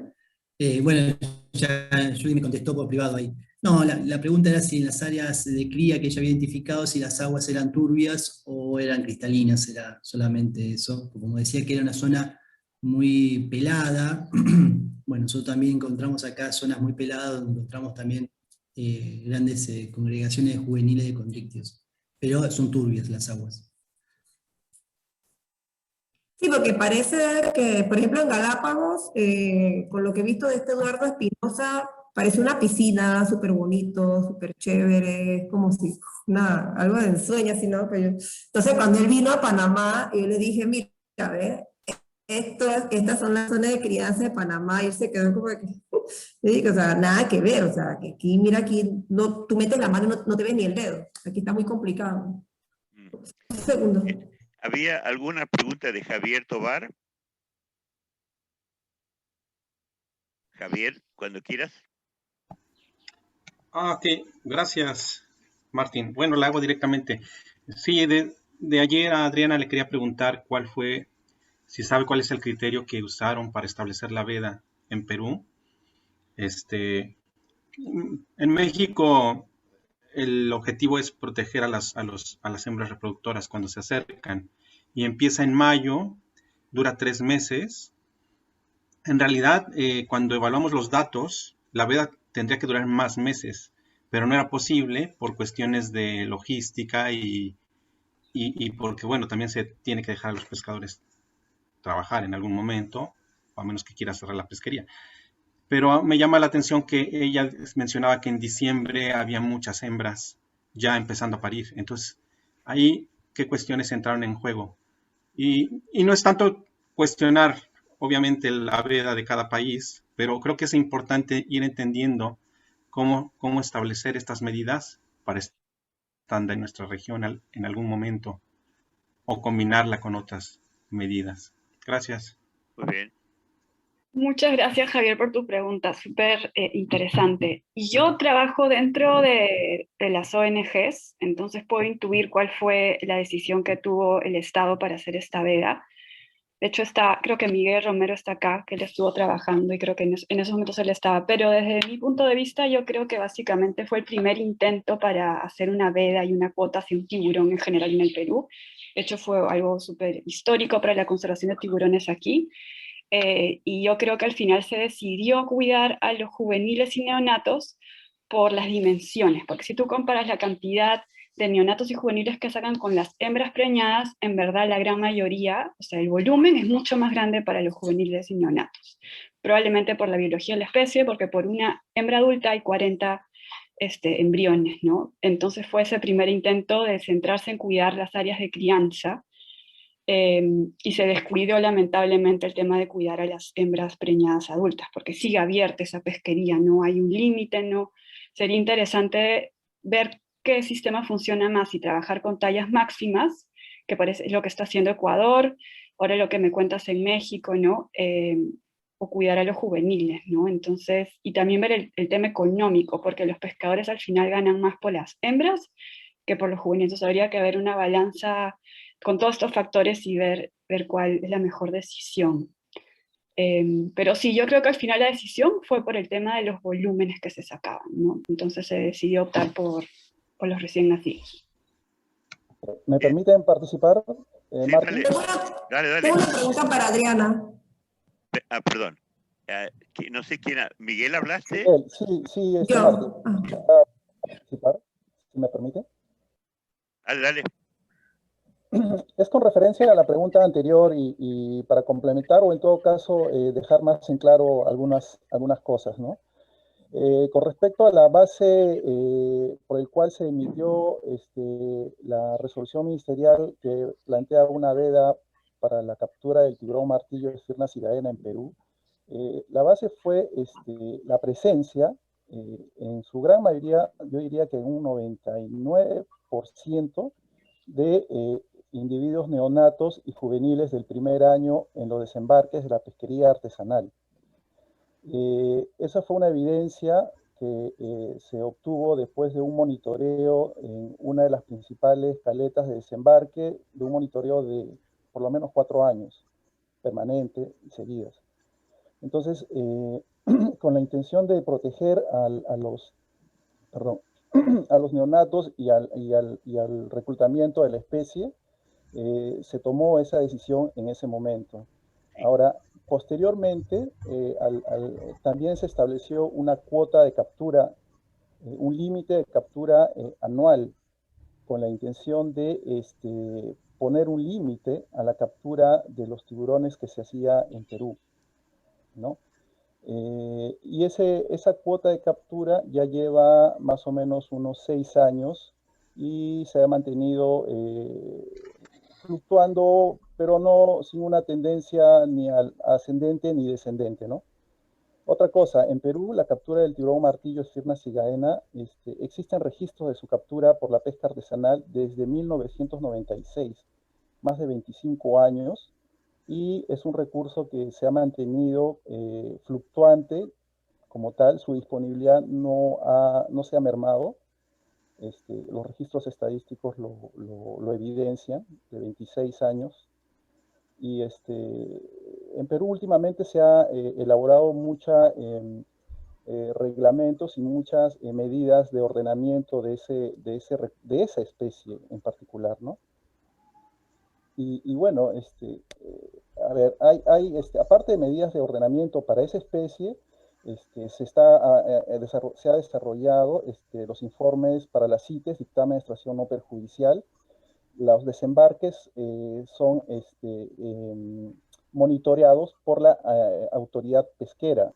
Hay zonas de desembarque autorizadas, no se puede desembarcar en cualquier puerto. Se desembarca en puertos autorizados y esos puertos están monitoreados por inspectores de pesca del gobierno, los cuales son capacitados anualmente en la identificación de tiburones enteros, troncos y aletas. Tenemos herramientas para cada una de esas partes de los tiburones. O sea, hay manuales de identificación de tiburones enteros, troncos y de aletas, ¿no? Eso es lo que quería comentar. Gracias. Muchas gracias. Un tema que es más general, pero que viene a todas estas cosas. yo siempre digo que reducir de bycatch lo queremos hacer, pero el asunto es qué es lo que nos conviene proteger, que viene un poco al comentario de Adriana más temprano. Hacer modelos para ver cuál es la ventaja de proteger a hembras adultas, juveniles, animales de un año. Todas esas cosas tienen distinto valor poblacional. Entonces, salvar una hembra a lo mejor significa salvar 50 crías, o bueno, menos, mientras que salvar una cría significa salvar una cría. Entonces, para mí una cosa importante para decidir medidas de manejo, los países hacen lo que pueden con la información que tienen, eso no es magia, pero pensar en apoyar a los países mostrando a través de modelos dónde están las acciones más efectivas. Entonces, ha habido algunos lugares donde se ha demostrado que directamente se estaban tomando medidas en un sector de la vida de la especie donde no era lo más efectivo porque había una mortalidad subsiguiente muy alta, etc. Pero lo quería traer al tema general que le importa a todo el mundo. Pero muchísimas gracias. ¿Alguien? Otra cosa más. Sí, yo quería comentarles con Adriana, porque la verdad acá en Panamá están tratando de que hacen medidas, pero aquí yo veo que el conflicto es que hay muchas pesquerías artesanales que interactúan con el tiburón. Entonces, proponer una veda implica restricciones, límites, el número, un montón de cosas. Entonces le pregunto a Adriana, ¿cómo manejan eso en Perú? O sea, ¿cómo? Porque aquí, digo, ahorita en Panamá están buscando proponer medidas y entonces uno tiene que ser consciente de que el pescador, o sea, de que esta pesca es difícil y que hay mucha interacción de la pesca de corvina, pargo, cierre, lo que tú quieras, con tiburones. Entonces, en el caso de ustedes de la veda, me imagino que obviamente no puede caer un tiburón en una captura, o cuál es el límite, cómo hacen, o sea, cómo lo manejan. Porque la verdad yo lo veo tan complicado, y entonces digo, hay que estar en armonía con el pescador artesanal, como quiera que sea. Aquí en Panamá hay prácticamente casi 40.000 pescadores artesanales. Imagínate el impacto que tú le pongas y que vas a una veda y a ver aquí. Esto aquí han intentado un montón de cosas. Aquí en Panamá 2020 fue un caos. Pescadores en las calles, haciendo alboroto, cerraron, hicieron, porque el tema del tiburón. Quieren proponer otras medidas. ¿Cómo hicieron? ¿Cómo lo manejan en Perú? Muchas gracias, Yehuy. Es una pregunta importantísima, aprender de lo que otros ya han avanzado y cómo les va. Como dices tú, es bien complejo el tema de vedas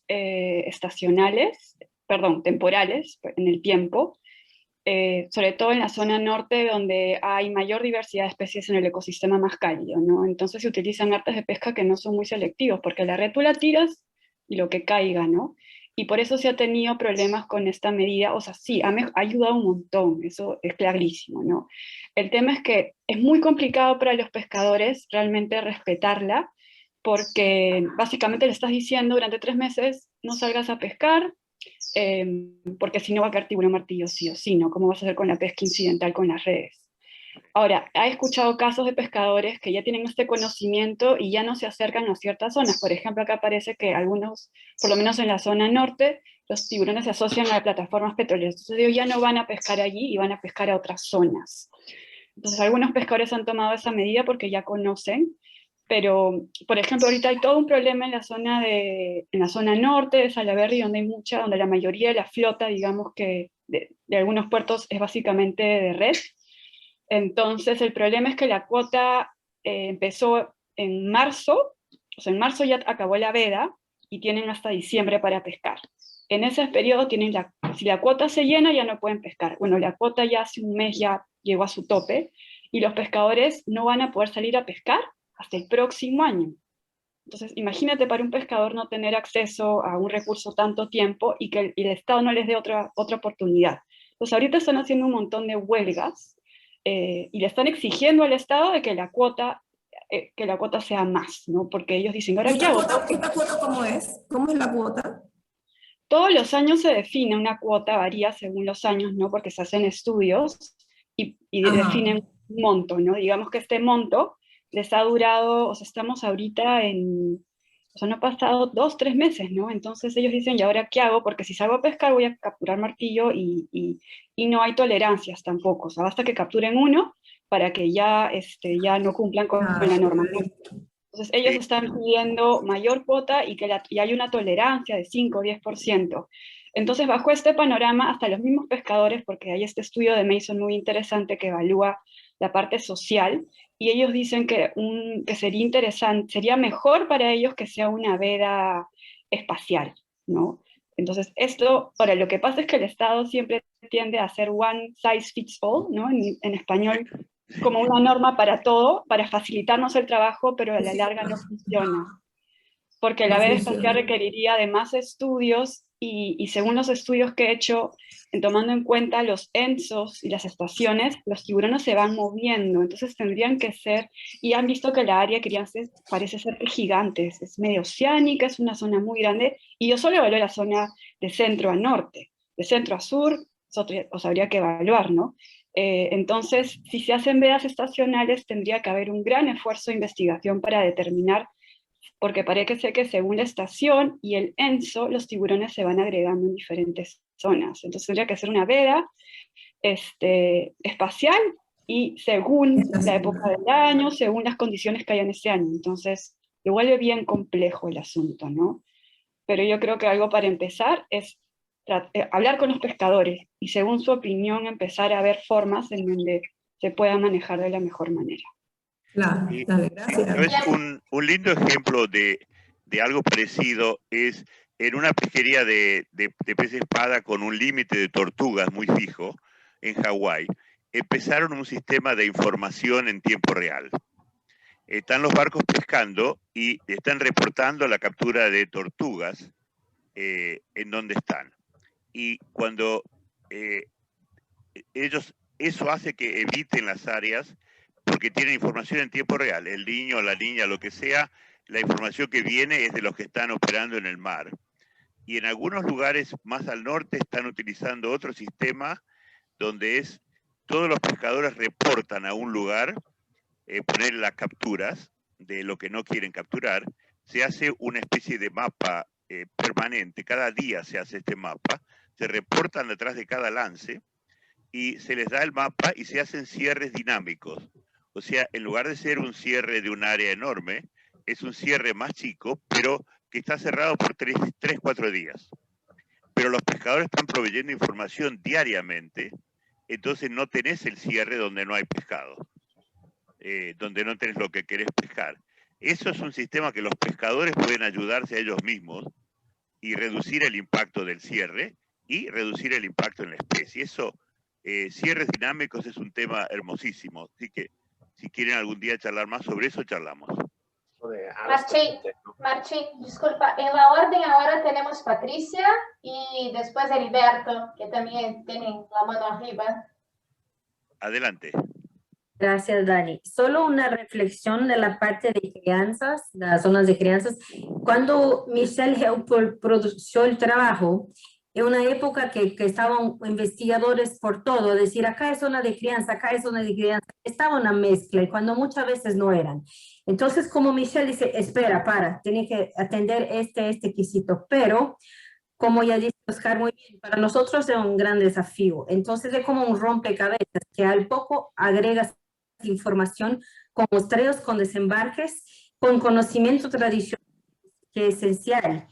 Y vedas de pesca en esta área, no se olviden que puedes proteger los chiquititos, pero también las madres, porque muchas veces tienen la parte de filopatría. Entonces ven y al menos hasta que tejen los hijos allá, bueno, se quedan allá por un poco de tiempo, pero vedas son siempre complicadas, ¿sí? Áreas de pesca, por la expansión de cabeza que tienen los martillos, es un problema de, así como los pez sierra, casi que todo tipo de arte de pesca se lo capturan. Sí.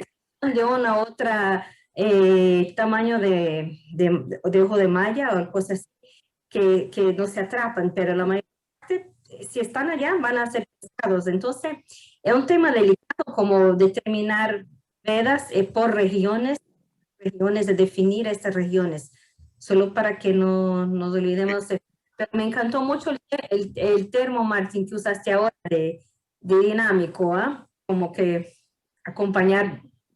Creo que sería un tema muy interesante si podemos escuchar en un día.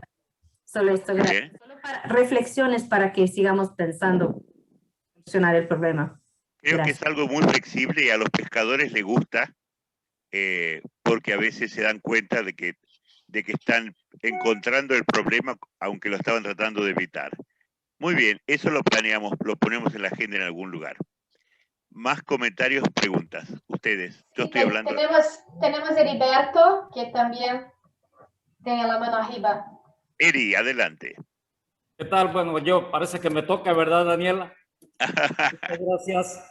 Bueno, pues alineado con el comentario que hizo Martín Hall anteriormente sobre cuáles son los tamaños de las diferentes especies que debemos liberar, pues yo me puedo considerar como parte de la parte depredadora de esta situación de los tiburones, porque mi origen es ese, soy ingeniero pesquero, y hemos... Uy, se te cortó el micrófono para mí. Espera. Sí. Después de para mí se te cortó el micrófono. Ah, sí, ¿se me cortó? Sí, por lo menos para mí.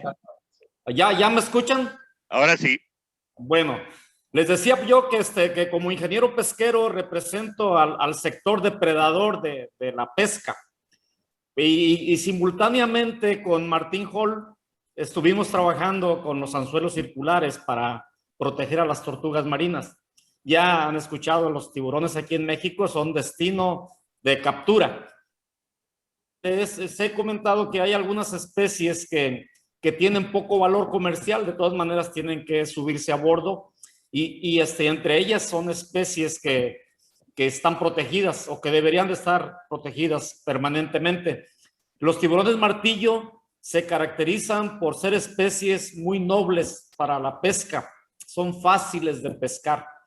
¿Por qué? Porque lo comentábamos en la reunión anterior, nos decían los especialistas en liberación de tiburones sobre su sobrevivencia, y nos decían que según la lucha que demuestren para ser capturado, la resistencia a la captura es la probabilidad que tienen de sobrevivencia post liberación. Entonces yo lo que les quiero comentar es que con el anzuelo circular hay mucho potencial para liberar a los tiburones martillo, con muchas posibilidades de liberación. Pero sí es muy importante que expresemos a los pescadores cuáles son las tallas o el grupo que debemos de hacer más énfasis para la liberación, para que protejamos a las poblaciones. Va alineado más o menos a la pregunta de Martín, y yo lo conjugado con lo de la plática de la reunión anterior, creo que hay más o menos se alinean para empezar algo a hacer en favor de los tiburones protegidos, y en caso particular de los tiburones martillo que son muy dóciles al engancharse a los anzuelos. Sí, muchas gracias. Gracias, Heriberto. Muy bien, más comentarios. No sé si alguien de los panelistas quiere contestar a la pregunta de Heriberto. Si no, tenemos Fernando también que quiere hablar.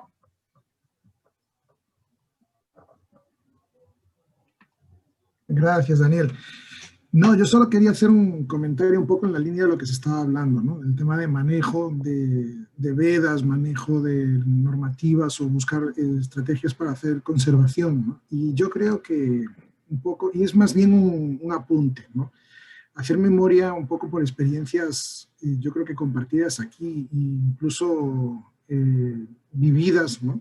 Yo creo que no hay peor norma que la que no se puede ejecutar, ¿no? Que la que se escribe en un papel pero no sirve, luego no hay capacidad operativa real para poder ejecutar. Entonces, en ese sentido, yo creo que muchas veces los datos técnicos o los datos científicos nos pueden dar una pincelada exactamente las áreas donde se deben hacer cierres o las épocas donde se deben hacer cierres y demás, pero es importante trabajar de forma coordinada con los distintos actores, luego el diseño de la norma, ¿no? Para garantizar, por un lado, la aceptación de la norma y por otro lado, la capacidad operativa para poder ejecutarla, ¿no? Porque si no, lo único que se logra es hacer que la autoridad de pesca del país pierda la credibilidad, ¿no?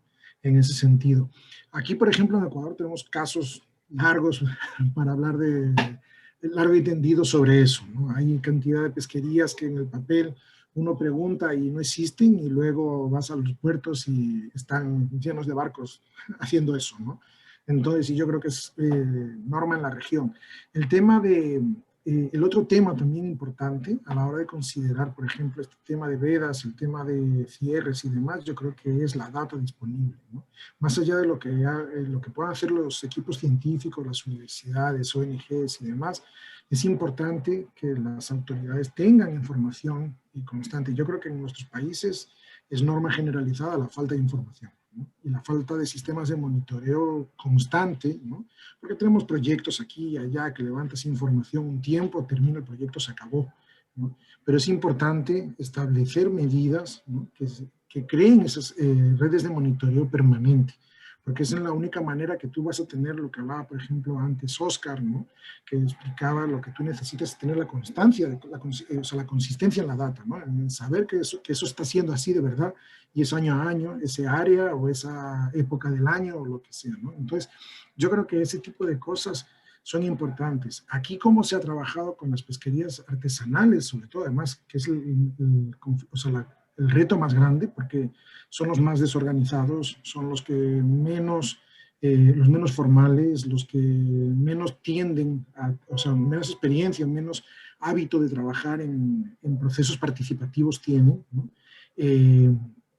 Ha sido siempre, por ejemplo, el Acuerdo Ministerial 116, que estableció la protección inicial de los tiburones martillo, se trabajó durante más de un año en talleres de socialización con las distintas caletas pesqueras, recogiendo información, recogiendo las opiniones de la gente del sector y demás, ¿no? Y es importante, ¿no? Porque si no, al final lo que creas es un conflicto social o un conflicto ambiental, ¿no? Porque al final creas un mercado negro.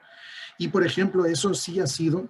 ese es otro tema que yo creo que vale la pena también resaltar, ¿no? Y hay que tener en consideración a la hora de proponer. Porque, por ejemplo, si tú propones una norma que sea fácilmente, que no sea fácilmente aplicable, que luego la autoridad no tiene capacidad operativa, lo que creas es tráfico, lo que creas es mercado negro. Y el problema de crear mercado negro en estas comunidades es que cuando yo soy pescador y voy a pescar tiburón y vendo el tiburón de forma ilegal, ya estoy cometiendo una falta, un delito. De ahí a pasar a hacer tráfico de droga, tráfico de combustible, tráfico de cualquier otra cosa, es un saltito, ¿no? Porque ya estoy de forma ilegal, ¿no? Ya he cruzado la línea. Entonces, ese tipo de cosas abren pie, ¿no? a todos estos problemas de corrupción, a todos estos problemas de delitos asociados, y acabas generando un problema social increíble, ¿no? Y que se acaba cogiendo tintes políticos, y se hace una bola de nieve de tal magnitud que uno no tiene idea, ¿no? Y después desenmarañar eso sí es prácticamente imposible, ¿no? Entonces, eso, por ejemplo, desde el punto de vista de experiencia en gestión del tema de conservación de tiburones en Ecuador, puedo decir que son temas que en su momento no se han manejado adecuadamente, y estamos en esa situación, ¿no? En la situación en la que hay muchas fuerzas por detrás asociadas a estas capturas, hay unos tintes políticos y unos intereses políticos, sociales grandes, y se convierte, sin ser uno de los países top en captura de tiburón, pero acaba y sin tener una pesca dirigida y hasta teniendo algunas políticas bastante bien orientadas, como el tema de monitoreo, pero te acabas convirtiendo en el ojo del huracán, ¿no? Y hace muy difícil que luego seas capaz de revertir eso y trabajar eficientemente en medidas que eventualmente serían sencillas, ¿no? Que en otro sitio no tendrían por qué crearse. Entonces, eso es simplemente un comentario, ¿no? Para dejarlo un poco sobre la mesa. Gracias. Perdón, hay una muy cosa relevante. muy sencilla. Sí. Siguiendo con la idea que acaba de poner Fernando, nosotros estamos en este momento en esa situación. En Colombia, como les comenté, el presidente de la República tomó una acción política de prohibir la pesca, prohibir la captura y hasta la comercialización de estas especies que en gran parte de las costas, tanto Pacífica como Caribe, son fundamentales para la alimentación de los pescadores. ¿Sí? Muchas veces ellos capturan pargos, chernas, merluzas y uno que otro tiburón, y el tiburón es lo que ellos se comen, lo demás se vende, porque es lo que tiene mayor valor comercial. Sí. Entonces, está a nada de entrar en el mercado negro de los tiburones, como bien lo dijo Fernando. ¿Y qué sucedió? Hace pocos días, un pescador o una persona que tenía 30 tiburones y los fue a mover de un pueblo a otro, terminó capturado por la policía y lo expusieron públicamente como traficante y terminó preso. Eso es parte de, me imagino ustedes habrán visto las noticias del enorme desorden social que tenemos en este momento en Colombia, con unas protestas terribles, porque eso es injusticia. Sí, o sea, eso es como decían los pescadores cuando nosotros estábamos trabajando con ellos y decían, yo quiero ver cuántos policías me van a traer aquí a quitarme la comida de mis hijos de la mano. Y esa gente, literalmente, en una expresión muy coloquial, pues se hace matar para defender su derecho. Entonces, ahí es donde viene la ilógica de las decisiones. Porque, como se lo pudimos decir, y se lo dije personalmente, tuve la oportunidad de decírselo al ministro de Ambiente y al ministro de Agricultura en su momento, ustedes lo que van a lograr es el efecto contrario con esta norma. Porque ahora ningún pescador quiere dar información. Ahora ningún pescador quiere participar en procesos de monitoreo porque toda la información termina siendo usada en contra de ellos.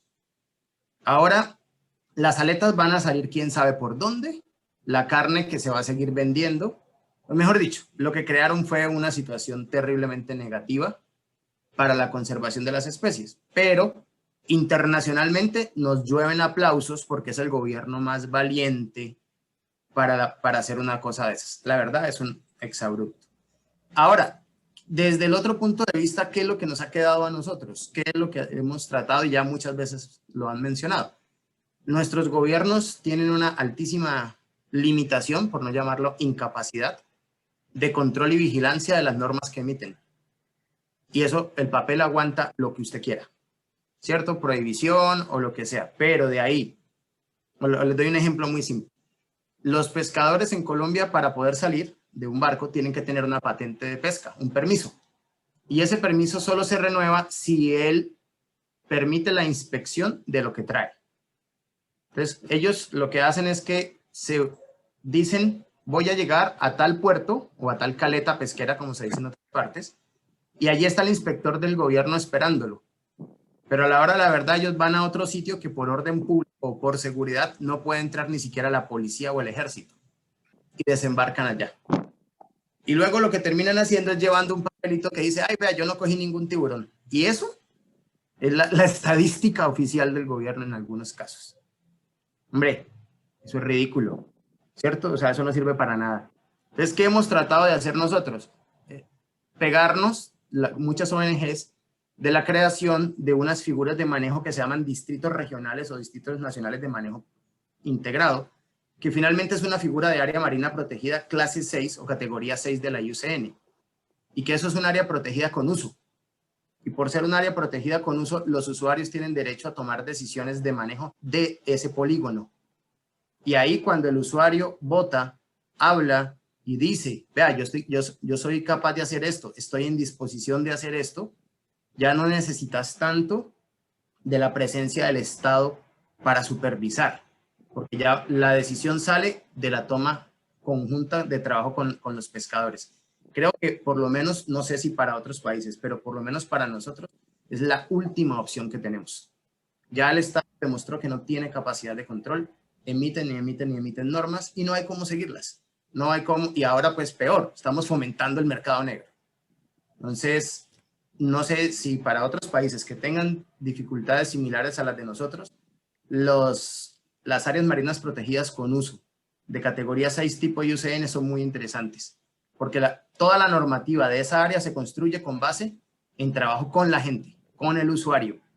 Ellos determinan las normas. Ahorita estamos haciendo uno en un distrito oceánico, en donde los mismos usuarios, por ejemplo, el sector pesquero de atún industrial, ellos mismos votaron dentro del ejercicio que hicimos para no usar plantados. dentro de ese polígono. Si eliminamos el plantado en las redes de cerco, reducimos la captura incidental de especies pequeñas, dorados, de tiburones y cosas de esas. Al menos es una acción que el sector está diciendo. Estoy en disposición de ponerla aquí en uso. ¿Me permites comentar algo? Sí, dime. Perdón, no, termina Andrés, pero... No, básicamente era eso, porque ¿qué nos sirve a nosotros decirle al señor industrial del puerto con un barco de 1000 toneladas, helicóptero, y que hasta los políticos mismos son dueños de esos barcos? Ya, usted tiene prohibido hacer tal cosa. ¿Quién va a ir en ese barco a supervisarlo? ¿Quién lo va a controlar? Nadie. Básicamente era eso lo que quería allí dejar. Perdón, por saltar, en nuestra ley, en la ley de pesca de México, que tenemos desde el 2007, la Ley General de Pesca Sustentable, Ley General de Pesca y Acuicultura Sustentable, perdón, tenemos la figura de refugio pesquero, que es exactamente lo que tú estás explicando, Andrés. Eso, y de hecho, ayer, antes de que entrara a participar con ustedes, estuve en una reunión del Shark Specialist Group, de la IUCN, y discutiendo con gente de Sudáfrica, bueno, de la región de Sudáfrica, con los vicejefes ahí que estamos en esa estructura. Yo les estaba recomendando precisamente esto, con la misma lógica que tú acabas de plantear, Andrés. Las cosas para poder regular tienen que venir de los pescadores. Ellos tienen que tener esa facilidad de poder tener un manejo y una toma de decisiones. Aparte de, yo creo que en México, en el caso de los tiburones, todavía no ha habido el impulso sobre esto, pero es un mecanismo que creo que sí puede funcionar de una manera bastante efectiva pues para las pesquerías en general. Y sí tenemos casos ya, sobre todo en el Golfo de California, que es la parte central de nuestra gran producción pesquera, al menos en tonelaje, y ya hay algunos que están relacionados más con pesca de peces en el Golfo de California, estos refugios pesqueros. Y creo que esa es una solución bastante adecuada para ello. Gracias. Perdón por la interrupción. No, muy buenas las intervenciones. Creo que ha sido riquísima la discusión hoy.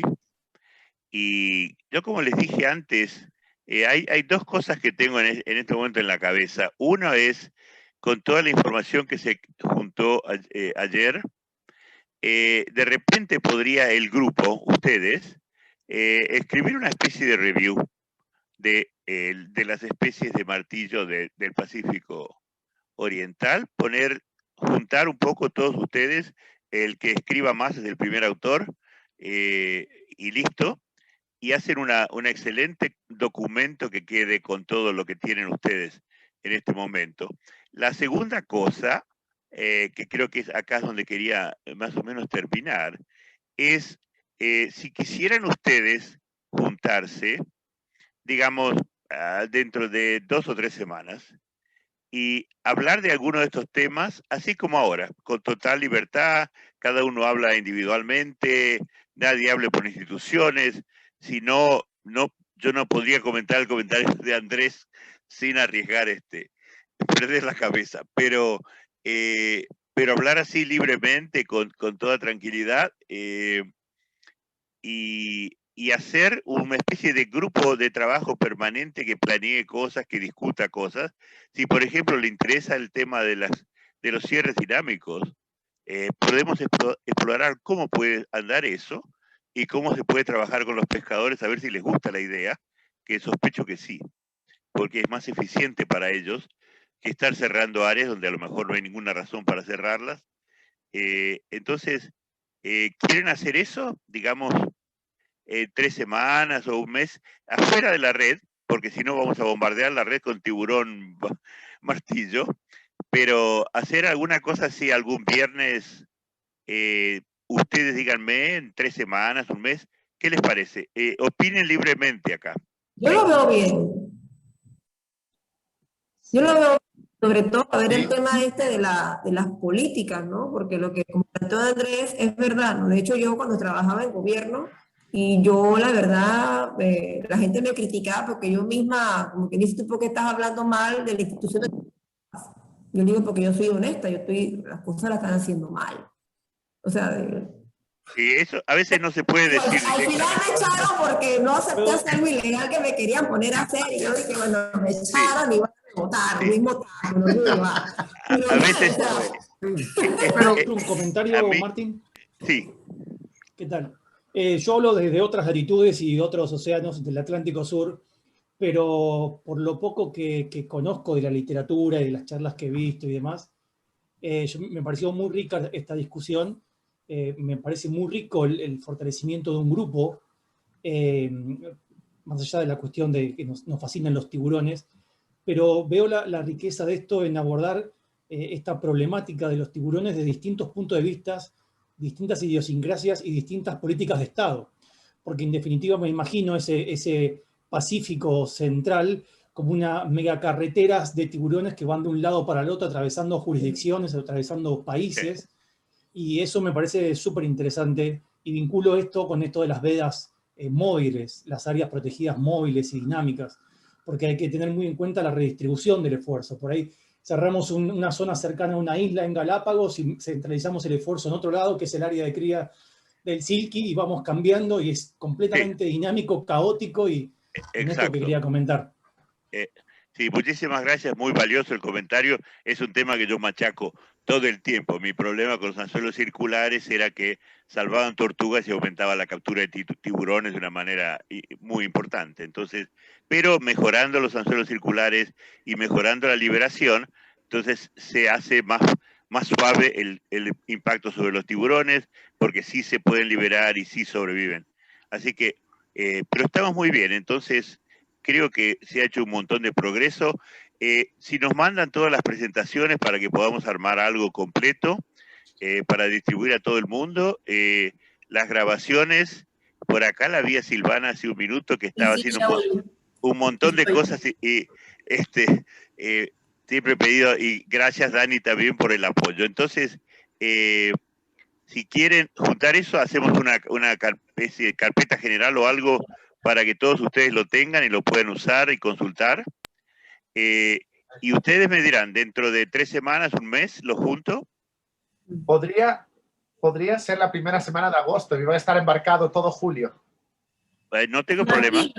Martín, yo estaba pensando, nosotros ya tenemos casi programados, incluido agosto de actividades. Me parece bárbaro que el grupo se forme como grupo de trabajo y siga proponiendo actividades.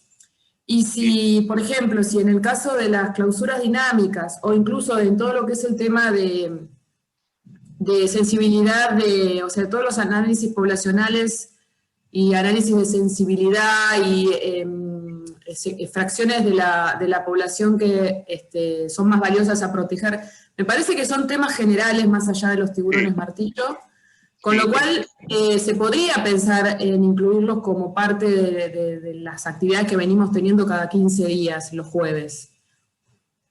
Muy bien, sí. Yo también les propongo que sigan trabajando como grupo y que propongan, me parece buenísimo. Sí, aparentemente hay una muy buena recepción. Estoy viendo algunos chats de Adriana y otros más, de Patricia, que tenemos que traer el Atlántico a colación. Entonces, porque los problemas se repiten, dice, exactamente. Entonces, la primera semana de agosto, un viernes a las 9 de la mañana, les mando una invitación con tiempo. Sí, como siempre, libre, ustedes invitan a quien sea. Como siempre, todo el mundo habla individualmente, porque estamos entrando en un espacio que para mí es un tembladeral, como esas películas donde la arena movediza se lo traga al héroe hasta que quede el sombrero nomás arriba. Ahí voy a quedar yo hablando de algunos de estos temas. Entonces, la primera semana de agosto busco un viernes y les mandamos una cosa. Si quieren hablar de algo en especial, sugíranlo. Yo creo que hoy la discusión giró por todos lados, pero no hubo desperdicio. Así que... disculpa, ¿me permites medio segundo nada más, por favor? Dale. Sí, mira, a mí me parece súper interesante lo que se ha discutido acá y sobre el tema de vedas dinámicas, etcétera, etcétera, pero hay adicionalmente a este tema, hay otras medidas que complementan todo lo que se está conversando aquí. Por ejemplo, el tema de la implementación de lo que dispone la Convención CITES, que habla de medidas de regulación, conocer la trazabilidad del recurso, de los productos, la emisión de certificados. Entonces, en Perú se ha complementado muy bien el sistema de veda con el tema de conocer la trazabilidad del recurso y su regulación en todos los campos donde pasa el producto del tiburón martillo. Sí. Eso lo quería comentar nada más, gracias. No, te agradezco. Mira, el tema de certificación es algo que podemos hablar un día de incentivos para que cambie la captura, el comportamiento, etcétera, y ahí entra el ecoetiquetado. La trazabilidad del producto se me va un poquitito de reducir captura incidental y descartes. ¿Puede ayudar a que el producto tenga más mercado? Sí, pero entrar en esos temas donde están estos barcos que hacen transbordo de capturas y cómo se controlan, es un problema muy grande que creo que no hemos ido a buscar la experiencia en esos temas. Cómo se controlan las embarcaciones que están haciendo transbordo de capturas hacia un barco que es un carguero. Hay una gama de temas muy grandes ahí adentro. Creo que entiendo la idea tuya, que creo que es la aceptada por todos, que es miremos la cosa lo más integralmente posible. Pero yo pondría algún límite en las cosas que son a nivel de estados o cosas por el estilo, que nos queda un poquito grande para un grupo que no es formal, digamos. Así que bueno, entonces, pero gracias, y todas las opiniones son válidas, y si alguien más quiere comentar otra cosa, adelante. Si no, lo damos armado, lo damos por hecho. Gracias por el apoyo, Dani y Silvana, por asomarse acá para apoyar, y gracias a todos, Andrés, por empezar con la organización del navío, toda la organización del grupo, no del navío. Mirá, no sé por qué me salió. Gracias a Esteban, Adriana, Yehudi y todos los que presentaron ayer, Fernando, Alex, que creo que fue un lujo, y cuando lo vean se van a dar cuenta que fue un lujo, con más calma, sin tener que estar prestando atención a todos los rinconcitos por mi parte. Entonces, yo les mando alguna cosa, tomo todos los nombres que estuvieron hoy, como la gente que quiere estar en el grupo de Tiburón Martillo, y si no quieren, dicen que no y chao. No hay ninguna obligación. Vale. Muy bien. Muchísimas gracias, Che, un placer. Gracias a todos. No, muchísimas gracias. Gracias. Un montón de colaboración. Cuídense. Chao. Chao. Chao. Hey, ¿cómo estás? Hasta prontito, gracias. Chao. Gracias por todo, hasta luego. Gracias, Liliana, Rosana, los que Chao, ven, Miguel, Yehudi. Chao, gracias. Fernando, Jaime, Jorge. Estaba con Javier. Bueno. Gracias. Muy bien. Hasta luego, Martín. Hasta luego a todos. Seguimos en contacto. Gracias a todos.